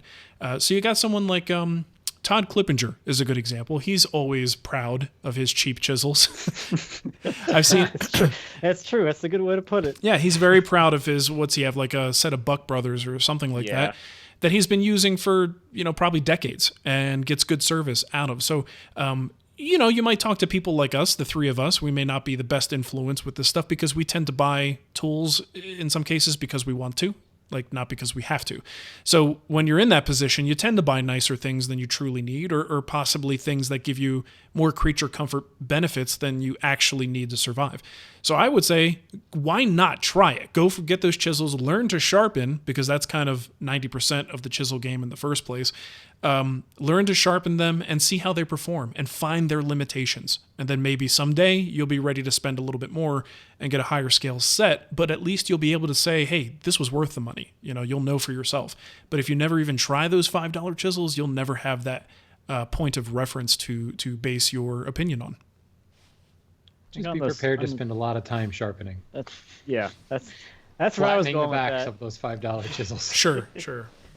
You're going to get really good at sharpening. I think most of the time, the thing with those $5 chisels is you're going to kind of fail in the edge retention department. Mm-hmm. So you're going to find yourself sharpening a lot more often than someone with something with better steel in it. But guess what? You're going to be pretty damn good at sharpening. Yeah. Well, it'll be nice. All the time. Well, you get, I think one of the best parts is you get one of those, I don't know, let's just say a Lee Nielsen chisel. And that thing comes in and you go to lap the back and you realize like a few strokes over 8,000 grit is like about all it takes. And you go, oh, okay. So that's how it could be. I didn't realize I didn't, need to start with a cinder block first to wear it down and then progress from there. So yeah. Oh, yeah. At least I think it's important to know. Because over the years, like I have Lee Nielsen chisels. I've used them for years. But then I started acquiring some vintage ones, frankly, because they just looked cool. And getting like really long paring chisels or really wide chisels, sometimes the only way you can do that is with vintage. So Matt's point about the steel, the older vintage stuff, it's not the same cryogenically treated, magic alloy that gives you this incredible edge retention. So I just have to sharpen more often. I mean, and I love the feel of my vintage chisels. There's something very sweet about that, quote, obsolete steel that makes them super easy to sharpen. And, in most instances, I'm using them as paring chisels, so I'm not pounding on it with a mallet. Yeah. So the edge retention is perfectly fine. But if the net result is you have to sharpen more, you just get really efficient at sharpening. And that's only going to make you, so much happier in the long run anyway. Cool. That's probably one of the best skills to have as a woodworker anyway. Being able to sharpen those things. Hey, that too. Okay. That's like for like after hours, maybe. Woodworking after party. Yeah. Well, and I think it's also a huge, to go on the opposite end of the spectrum, it's a huge stumbling point if people haven't learned how to sharpen properly. So whether they're using chisels, marking knives, any bladed thing that's sharpenable by hand, if they miss out on that, those tools are only going to perform so well for so long, and then frustration sets in because you can't get the performance you had when it was brand new. Yeah, so that goes back to your point of not knowing what a sharp thing is like to use. Right. So you don't have that scale of is this sharp or is this just the way it is? Yep. Which is it's interesting because I post what was that? A couple weeks ago when I posted a video on Instagram of me doing some like end grain pairing. Mm-hmm. Just really simple, cross the end grain, just chipping away pieces. just paring across there, no problem, like it's butter. That chisel wasn't even that sharp. But everyone's like, wow, this chisel's so sharp. I'm like, nah, I haven't sharpened this thing for a while. It's got kind of a jagged edge already. But Yeah. so it kind of makes me wonder, like, what is there they're using that's worse than this? Well, maybe they're using that new serrated edge we were talking about. Yeah, right. Yes, there we go. Yeah, the serrated. I don't know edge if I chisel. should admit this, but in the process of cleaning up epoxy from around that exploded table I made before, I used one of my lesser chisels, not my Japanese chisel. I used one of my lesser chisels to do that, and it was sacrificial because I knew there was no way to get around doing the damage I was going to do as I pushed the chisel into a steel pin repeatedly and essentially created this gorgeous serrated edge on my chisel, which now it's sitting on the side waiting to be reground till I can fix it. But sometimes you make a sacrificial choice to make that happen. What are you gonna do? I say that every time I watch one of your videos. But bum. You don't watch my videos. What are you talking about? That's true. What am I talking about? Don't lie. All right, Matt, you're up. Again? Yep. Did I just talk in the last show? Yeah, you did, but you're getting this paid. Is from William. He says, what in your own opinions is the worst trend or fad in woodworking since you started? This can be a style of furniture, a tooling trend, a particular finishing process, whatever. Just let the hate you flow out of you. It's therapeutic. Let's get angry. I like this. All right, so let's each pick one if you can think of something. We're not hating on anything. Everything's great. Everybody's happy. Who cares? But Pocket holes a fad? no, they've been around way too long to be a fad. What did you say? Pocket holes. Pocket holes? Oh, okay. They've been around way too long, and there are way too many people who crap on them and who have been crapping on them for years for that to even be considered like a fad. the thing, like crapping on pocket holes. Crapping That's the fad. Crapping It's not on them pocket is a holes fad. itself, it's Yeah. crapping on them. That is the cool thing to do, apparently. Disrespecting pocket holes. Okay. So, Matt, you want to go first, or you need time to think? Disrespecting pocket holes is my one thing, but I can try to think of something else. So you go, I guess. There you go. Okay, go ahead. Shannon. Christopher Schwartz. Oh, that's interesting. And let me clarify. I love Chris. I have met Chris on many occasions. Love the guy. Man. Great sense of humor. Highly respect the man. And I'm going to go out on a limb and say I think Chris will probably agree with me. The cult of Schwartz is the biggest woodworking fad that I just... and hey, his stuff is fantastic. The workbench book defined all of our workbenches. For sure. But let's get over it already, for God's sake. Let's move on. So lately, viceless workbenches. And I think it's cool. I discovered that doing my milling with just a stop and not a vise has been a very big thing for me. It's been a major improvement in how I mill boards. But now there's all this stuff, and now Chris has got a new book coming out that further goes down that rabbit hole. And it's not that. It's the turf war that comes up after that. It's the badge of honor because I use a viceless workbench. It's the looking down your nose because somebody happens to install a leg vise or a tail vise on their bench. And this is all spun up out of the cult of Schwartz. And I think this is how you know you're doing something right? When half the people hate you, if everybody loves what you're doing, you're probably not doing it right. Chris has done a great job at polarizing people, but he has also done a great job of creating raving lunatic fans that will back him to everything he says. And Chris is an eccentric guy, right? He loves the fact that now that he's free from the formal publishing world, he's able to explore what really, really interests him. We all have those things, but he's got this incredible persona that he's Oprah.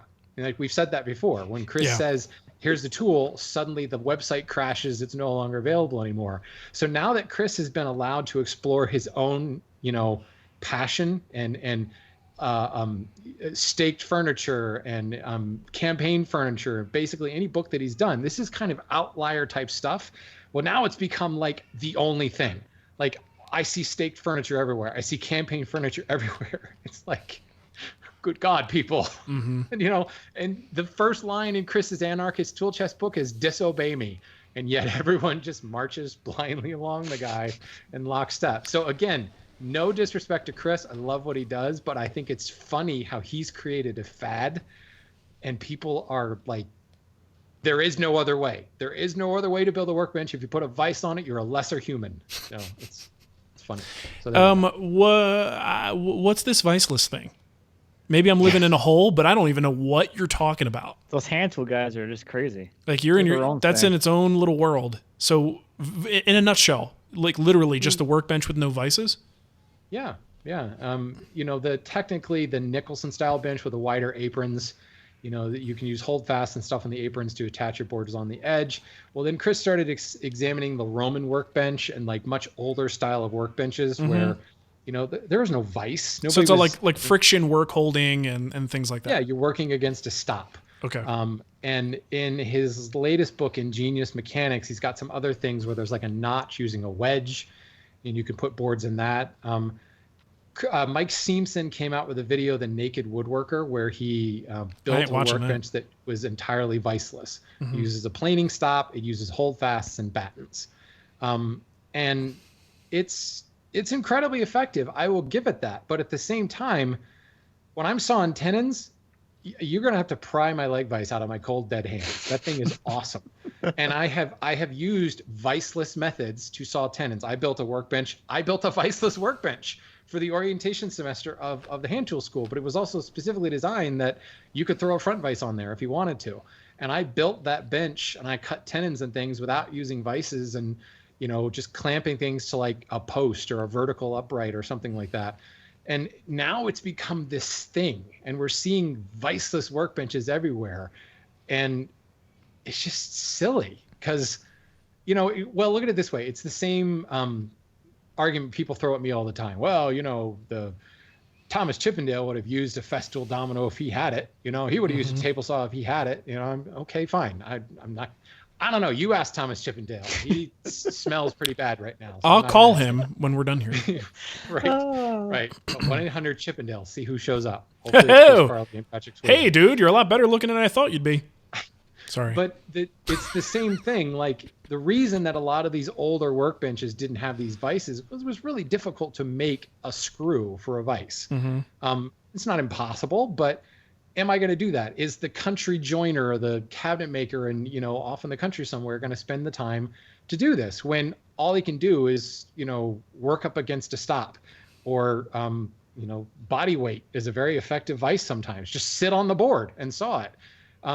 But now it's really easy to go out and buy a vise at Home Depot or blow a whole bunch of money. Not blow, that's the wrong way. Spend a bunch of monny on a bench crafted Invest, vise. you mean? Invest, thank you. There you I want to say blow a whole bunch of money because bench crafted stuff is awesome. But we've got all of these tools, all these companies making great vices. So use one. They are fantastic. Interesting. The people making a statement by saying, I work on a viceless workbench. Yeah. With my pinky out. Because I need that to hold the workpiece. And it's funny because it traces back to Christopher Schwartz. And that's what, so I'm throwing Chris under the bus. And really what it is, it's just, I love the scholarly investigation that he does. I love his style of writing, but I just think it is so funny how he creates these, like, this is the only way to do it. And Chris would never say that. Never once has he written that. In fact, he said just the opposite, disobey me. But, nope, it's going to be a viceless workbench or nothing. Yeah, but let's think this is a little bit of a weird logic problem. If you tell someone, disobey me, right, by obeying you, they are disobeying you. Yeah, right. So it's very confusing. It's a little circular. My mind is blown. Yeah. So what you're saying is Chris is a jerk. That's what it's coming down to. I think Chris... He's a really nice jerk. Chris has... he's incredibly insightful, and he makes some things that should be obvious that aren't obvious. He has a way of bringing those out, and then you go, oh, geez, okay, that makes a whole lot of sense. And I think he has a very authoritative tone in his opinions. He's learned. He writes well. He speaks well. And I think that leads to people... following what he says like it's gospel and are, 100%, even if he's telling you, use your brain and take this as maybe a data point, people take it verbatim and it's just his delivery. It's the way he does things. I mean, we've all done it. You have a Rubo workbench. I have a Rubo. It worked on me, for sure. I only have one because Mark has one. That's right. Yeah, that's true. See, you're like the second level of that. Well, that brings me sort of into my what I would call, I don't know if I would call it a fad, but I guess we're just complaining about stuff at this point, right? So let's. Oh, I like this episode. Yeah, let's just keep complaining. I think one of the best and also worst things to happen to woodworking, and I guess it's kind of a fad, is YouTube. Yeah. Like, oh, okay. And being someone who allows this to, this is something that enables me to make a living, so I'm either part of the problem or a beneficiary of the problem. But again, tying into what Shannon said, how many times have we had discussions about so-and-so, essentially people thinking that so-and-so invented this thing when the people who are watching, all they've gone is through YouTube. So they don't actually know that this thing is an age-old technique. And I'm guilty of this as well, or being on the receiving end of this, when I come up with something and someone thinks that I invented it, or someone thinks that William Ng invented the 5-cut method. And I've seen that numerous times. How many things have been attributed to Paul Sellers that have been around for a very long time? Not enough things. Not enough. Let's keep doing more. I mean, did you know that Mac Cremona invented the slab? He did. I did. It's true. It's true. That was common knowledge. But I think what's happening, one of the best things is that awareness is growing. More people are getting involved. People who might never even pick up a woodworking tool are doing that and getting creative and doing stuff. It's all good. But the negative side is a lot of these people aren't going any deeper than what's being fed to them online. So then they truly think that so-and-so is the inventor of such and such technique. And it's a little bit weird. And I think I guess I wouldn't call it a fad, but it's something that annoys me. And Mark, remember when you invented the woodworking video? That's true. I did invent that. I also invented the cutting board. That's true. I invented hybrid woodworking. Which is probably what I'll be best known for. Let's see, what other things have I invented? Yeah, it's wigs in the shop, lingerie, in cross-dressing in the shop. I will take credit for that. You don't have a lot of followers on that one, though. For some reason, goodness, I tried to do it with authority, like Schwarz would, but it just didn't go. Not so much, huh? No. So that's mine. What do you got, Matt? I don't know if it's so much a fad or I don't know. It's just something I found interesting and kind of annoying. Can we broaden the umbrella to that a little bit here? I'm gonna go with something that's kind of weird. It's just weird and kind of annoying. Is I guess beginners who get on the internet and only see like the fancy advanced way of doing things, and then they don't realize that it's actually can be done a lot easier. Mm-hmm. So like the best example of this is the domino. Like I feel like all these beginners and new people getting into this, they go like on Instagram or whatever, they see all these pictures or videos of people using the domino to make these fancy things that they're domino joints. That's the only word for it. It's a domino joint. Mm-hmm. Then you're like, no, I can do it with a router, cutting 2 mortises. Now it's a loose tenon. That's a domino joint. No, that's a loose tenon. It's not a domino joint. Did this come up for you with the waterfall miter? Oh yes, like joints. I'm wondering where this is coming from. Yes, that came from that. Yes, as well as you can do that joint with a regular circular saw and an edge guide. You don't need a track saw. Right. That also blew people's mind too. Okay. I'm like, okay.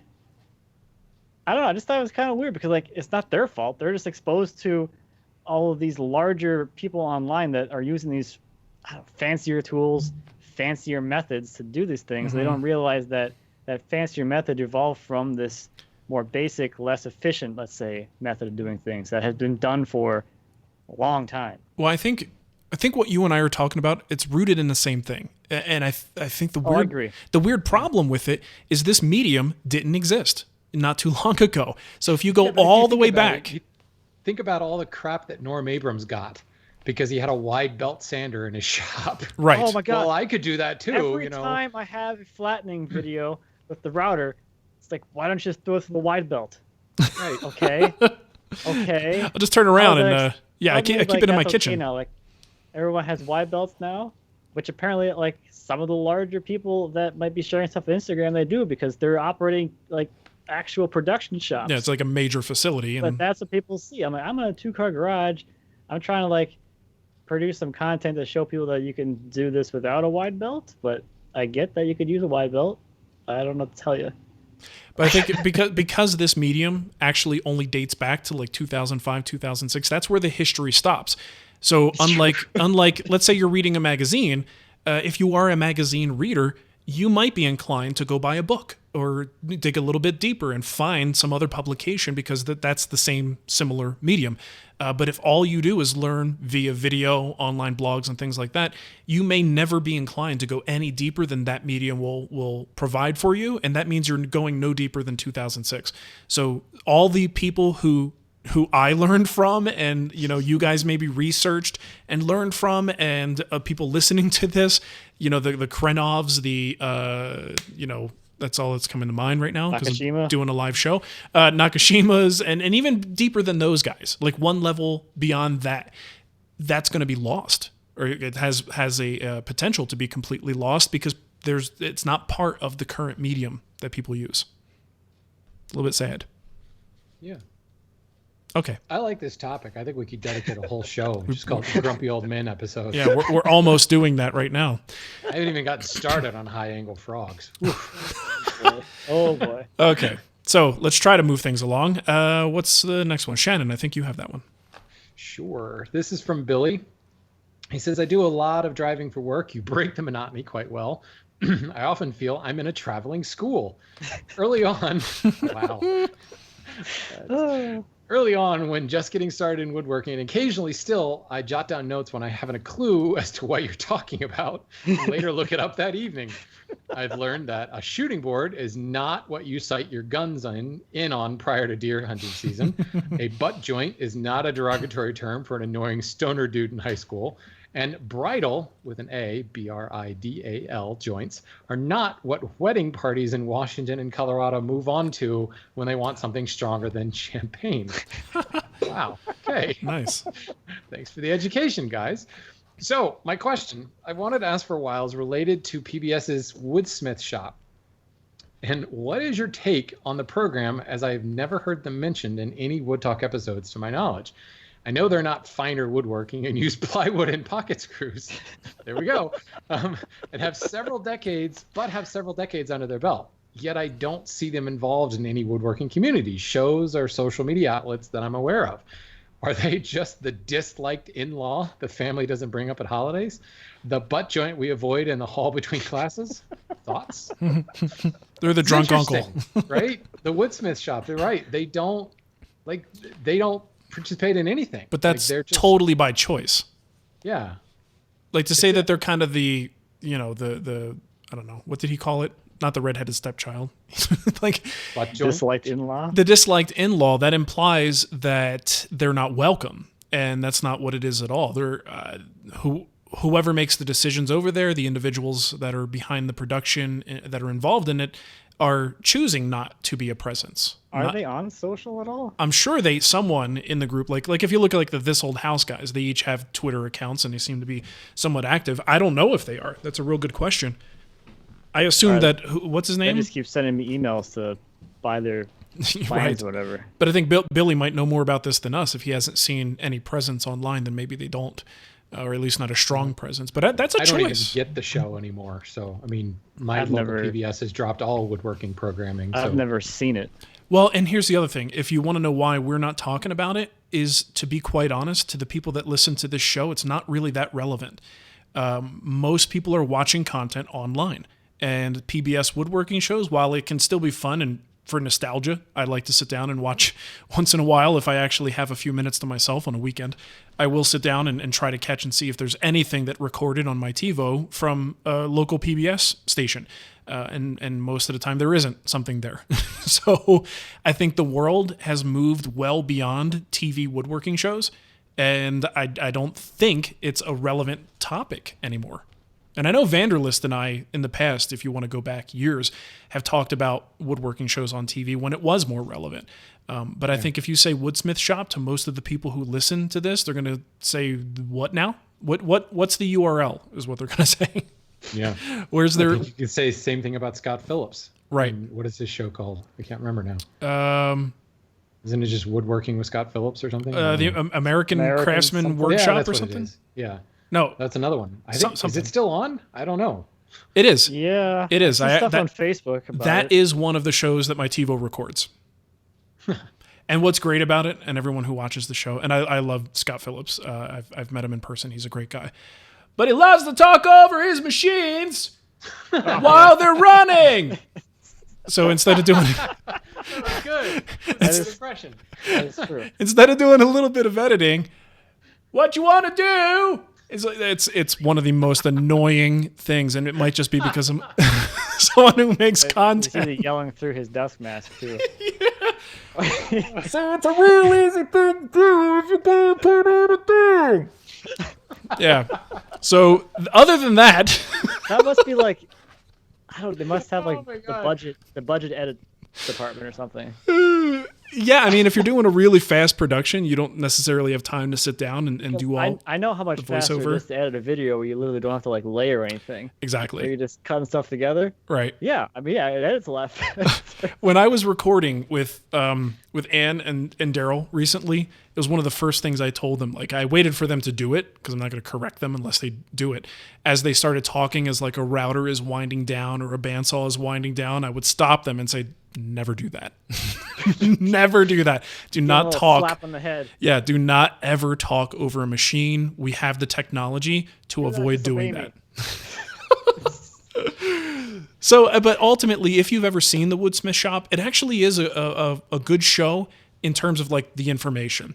The way they script it is really odd. It's a bunch of guys who know what they're talking about, talking to each other as if they don't know what they're talking about. Oh yes. Right? Like where Yes. the one guy is giving the information and the other guy who also is skillful and knows that information has to act like he doesn't know that information. Like, Those leading questions. well, and it would be Now, like, Mark, what exactly is a tenon? yeah, and I'd be like, Shannon, why are you asking me this? I know you know what a tenon is, you know. So the way they script But the I've been show. drinking. Oh, well, I'm drunk right now, I so got that amnesia. it's a really weird way that they do it. But still, it's woodworking, it's information, and it's not costing you anything because it's on PBS. So I mean, you can't complain about it.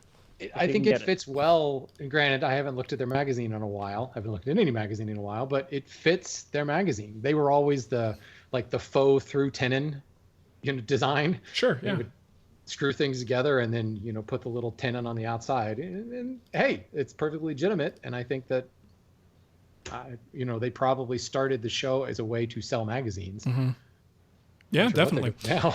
Are they Well, still and selling magazines? I do want to clarify when I say something's not relevant. I mean on like in the big picture, right? I don't want to sound derogatory in any way or say anything bad about the shows or people who make a living doing this stuff on TV. I'm just talking about the general populace, the mass people who we talk to on a daily basis and interact with online. TV and woodworking, they're irrelevant for the most part. If you can catch a show, it's great, but it is not a main source of content. Everything else is online these days. So Those millennials don't even have cable or TV access or whatever. If Exactly. it's not on Hulu or do you whatever, even it ain't have a happening. TV? Say Mark lost me when he said TiVo, so I was. Yeah, well, here's the thing. I bought TiVos so long ago, and they just work, and I have over-the-air broadcasts, so why not keep them? Otherwise, I got to pay extra money on Hulu and stuff. There's still stuff I can get live. And I already paid for the TiVo, so it's not costing me anything. Cutting that cord, baby. It's the best thing I've ever done. Okay, anyway, where are we? You. Oh, me. You're next. Okay. So this is from Will. He says, "Hey guys, thanks for not quitting and all that jazz. I have a question about Carcass miters. I need to make about 20 boxes with miter joints for the carcasses. My tilt box gauge seems to be totally out of whack, and even though it says my table saw is 45 degrees, the cut wasn't right. I saw an article on making a shooting board specifically for Carcass miters, but was wondering if you had any tricks of the trade for getting it right before needing a shooting board." Okay. Nope. I bring this up. I bring this up because I tackled this joint when I photographed pictures for the new book that I'm doing on joinery. It was something we felt that needed to be in there. But I told Mr. Matthew Teague that this is my absolute least favorite joint to cut on the planet. I don't like it. It doesn't ever really come out the way I want it to. I fight it all the time. So I'm right there with you. And the reason I brought this up was to kind of push it to Matt a little bit. What? Mr. Waterfall, Cremona. Because No, you can't push it on. The waterfall joint is totally different. Not really. It's totally different because it doesn't have to meet up at all. It could be any angle. It doesn't matter what the angle ends up being. As long as it closes, well, now the you leg would be perfectly square to the floor. But You don't want stuff sliding off the top of the table because you cut it at such an angle. You But- can fix that later by trimming the bottom square and straight. Okay, fine, Mark. But you I can do see clarification. feel that there are some common things that can be done to refine the 45-degree joint like you did with your waterfall joint, even if you are weird and don't care about the angle. Maybe? Okay, I need more leading questions than that. Come on. All right, well, let me tell you what I do. Put me, you know where you want me to go with this. I do. Put me down the road. I'm gonna drag you kicking and screaming, regardless. I can tell you the way that I've done this. Don't trust the gauge. Make a couple of test cuts and then use a square. Right? That's how you want to determine whether your blade is cutting. And I think if you do that, that's at least going to set you off on the right path. Even if the result of the cut is maybe a little burned or a little, not perfect, and you might have to do a little bit of shooting on it. But at least start there by measuring the resulting cuts from the work itself and not worrying so much about what your dial indicator or whatever it is that you're using to measure the angle of the blade itself. So I'm going to say that as a starting point to help you get there. So Matt, do you have any tips or anything regarding this joint? Is there something you want me to say? Yeah. Well, I saw you with the hand plane and you kind of had a guide there as you were working the 45-ish degree edge. So I think there's something to that. Yeah, when I did that one, I did them all, I guess, the two I've done so far. I planed I guess it's the end grain or the actual beveled end of the board to get it into the right angle. So I not only checked that the cut was straight with a straight edge, but I also went in there and checked it at multiple spots throughout its length to make sure it was at the right angle, which in my case, I didn't care what the angle was. I just made sure that it was the same angle all the way down the board, so it didn't have a twist in it. I think one thing I'll mention too, in the back of my mind, we're talking about doing a carcass out of all mitered like that. It's actually kind of more of a compound angle cut. In one case, you're trying to bevel it at exactly 45 degrees, but you also have to make sure that you're actually cutting it at exactly 90 degrees. Because if you're getting all different sides, like a little bit out of 90, you're going to put some kind of weird geometry into that case, and it's probably not going to come out very well for you. Yeah, that's a good point. If that cuts like a degree out or whatever, I don't know what the resulting geometry would be, but it's probably you're gonna have some problems getting things to close up and getting like the one face to be flat or whatever, front face of the case. When I imagine most people initially are mostly concerned about that tilt of the blade and not thinking quite as much. That would be like my least concern, or my secondary concern to actually being perfectly square. Yeah, super good point. I think if I were doing the quantity he's doing, I definitely would set up some kind of a shooting board for this, especially if you need to hit that 45. It's a pain in the butt. And a shooting board, at least if you get the shooting board set up properly, you're going to know, once you take a few passes there, you just clean it up a little bit, everything should be okay. The other thing, too, I'll mention on the table saw, if you're cutting a bevel, the blade could push the workpiece a little bit as you're cutting it, too, so it's not totally clamped in place to not move. And if that board moves a little bit throughout the cut, it's going to come off wrong as well. Game over, sucker. If it's not sitting flat on the table either, because any kind of bow or cup in the board, it's not going to be 45 degrees either. It's going to be some other weird angle. Well, and the thing is if you've got a tuned, well-tuned shooting board for this, you're going to be shocked at just how your quote perfect joint actually wasn't. And you'll see the plane taking these shavings, and you'll start. And actually, what I see more than anything is what Matt's talking about. That off 90 shows up faster than the actual angle. So it's taking more off at, say, the bottom of the board than it is the top of the board, and it's bringing that angle back into 90 degrees. But you're going to end up with just a better joint because you shot it that way. So you don't have to worry so much about any burning or the quality of the cut coming from this. And because you've got 20 of them to do, yeah, you're going to want something to refine that. Faux show. All right, Matt, let's wrap it up with this last question. Boom. It's from Cody. What is your guys' opinion on an end grain tabletop? Thoughts, or is this just a bad idea? I don't know. I don't know. I don't have a strong opinion about this other than what, like, in the back of my mind tells me is bad with this idea, like the weakness that's inherently there with it being end grain. So you would have to have a pretty thick top for me to feel pretty confident with how strong it is. Yeah, that if like an actual butcher block top. Right. Yeah, like you can't make a 12 inches thick. It'll be nice and stable. You just think like, oh, even though what kind of base you have, it's not fully supported under there. If like, I don't know what, I got up there, I jumped on it, or I fell on it or something, I went right through it. You would almost need like some kind of a substructure for this thing to be laid up on. Yeah, think of it as almost like a veneer, like a 1/2 inch thick veneer of ingrain pieces on top of a plywood substrate. Yeah. I mean, they look cool. Everybody like always wants these giant round cookies, like 6-foot diameter round tabletop made out of a cookie, but I don't know. Mm-hmm.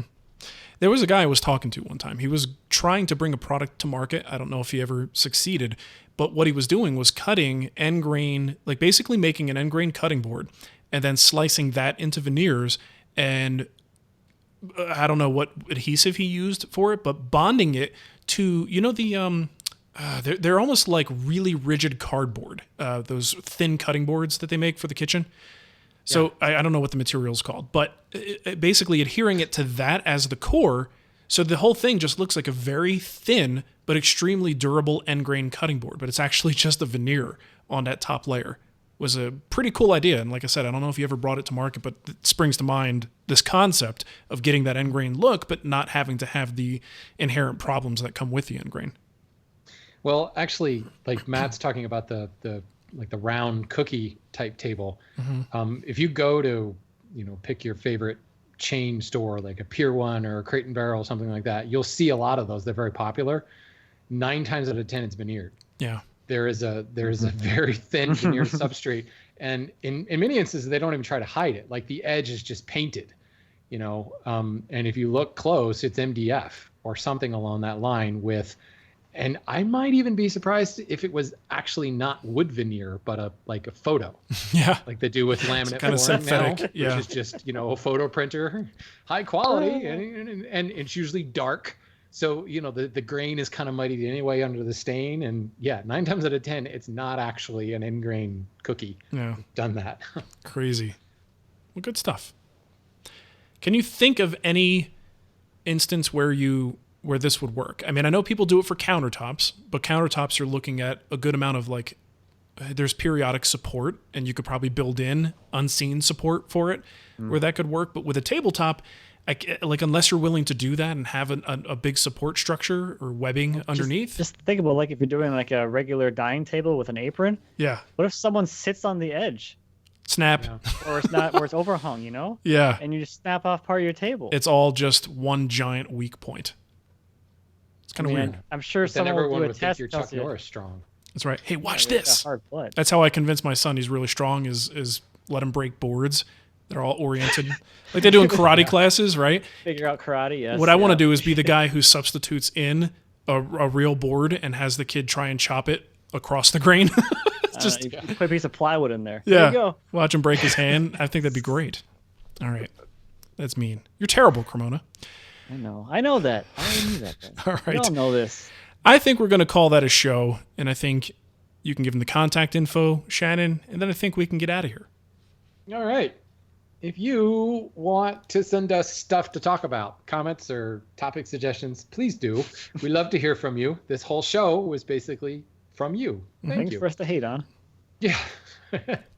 We love to let the hate flow. We do. So please send us a voicemail. Use your voice memo app on your fancy smartphone.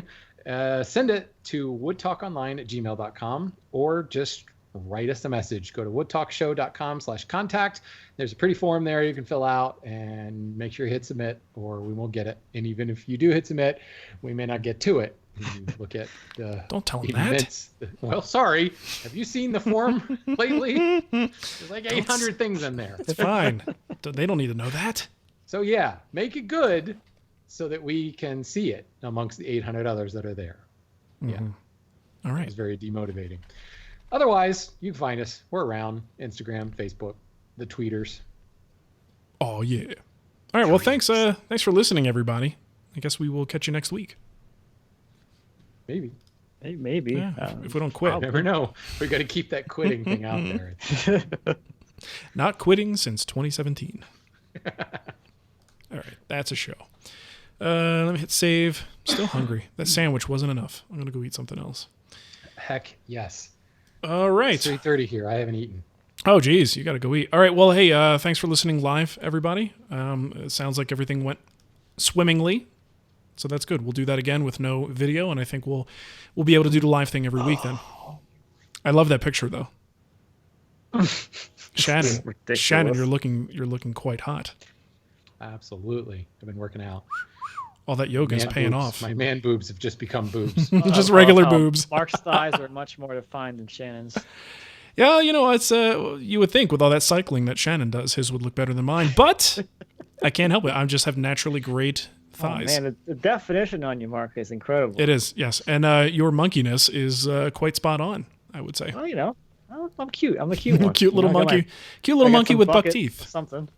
That's your pee bucket. The piss bucket, that's what it's You're not quite trained, so you don't know how to use a toilet. You just pee in a bucket. Well, I mean, I got the aim right, I think. That's great. All right, gentlemen, I will talk to you later. Have a wonderful day. All right.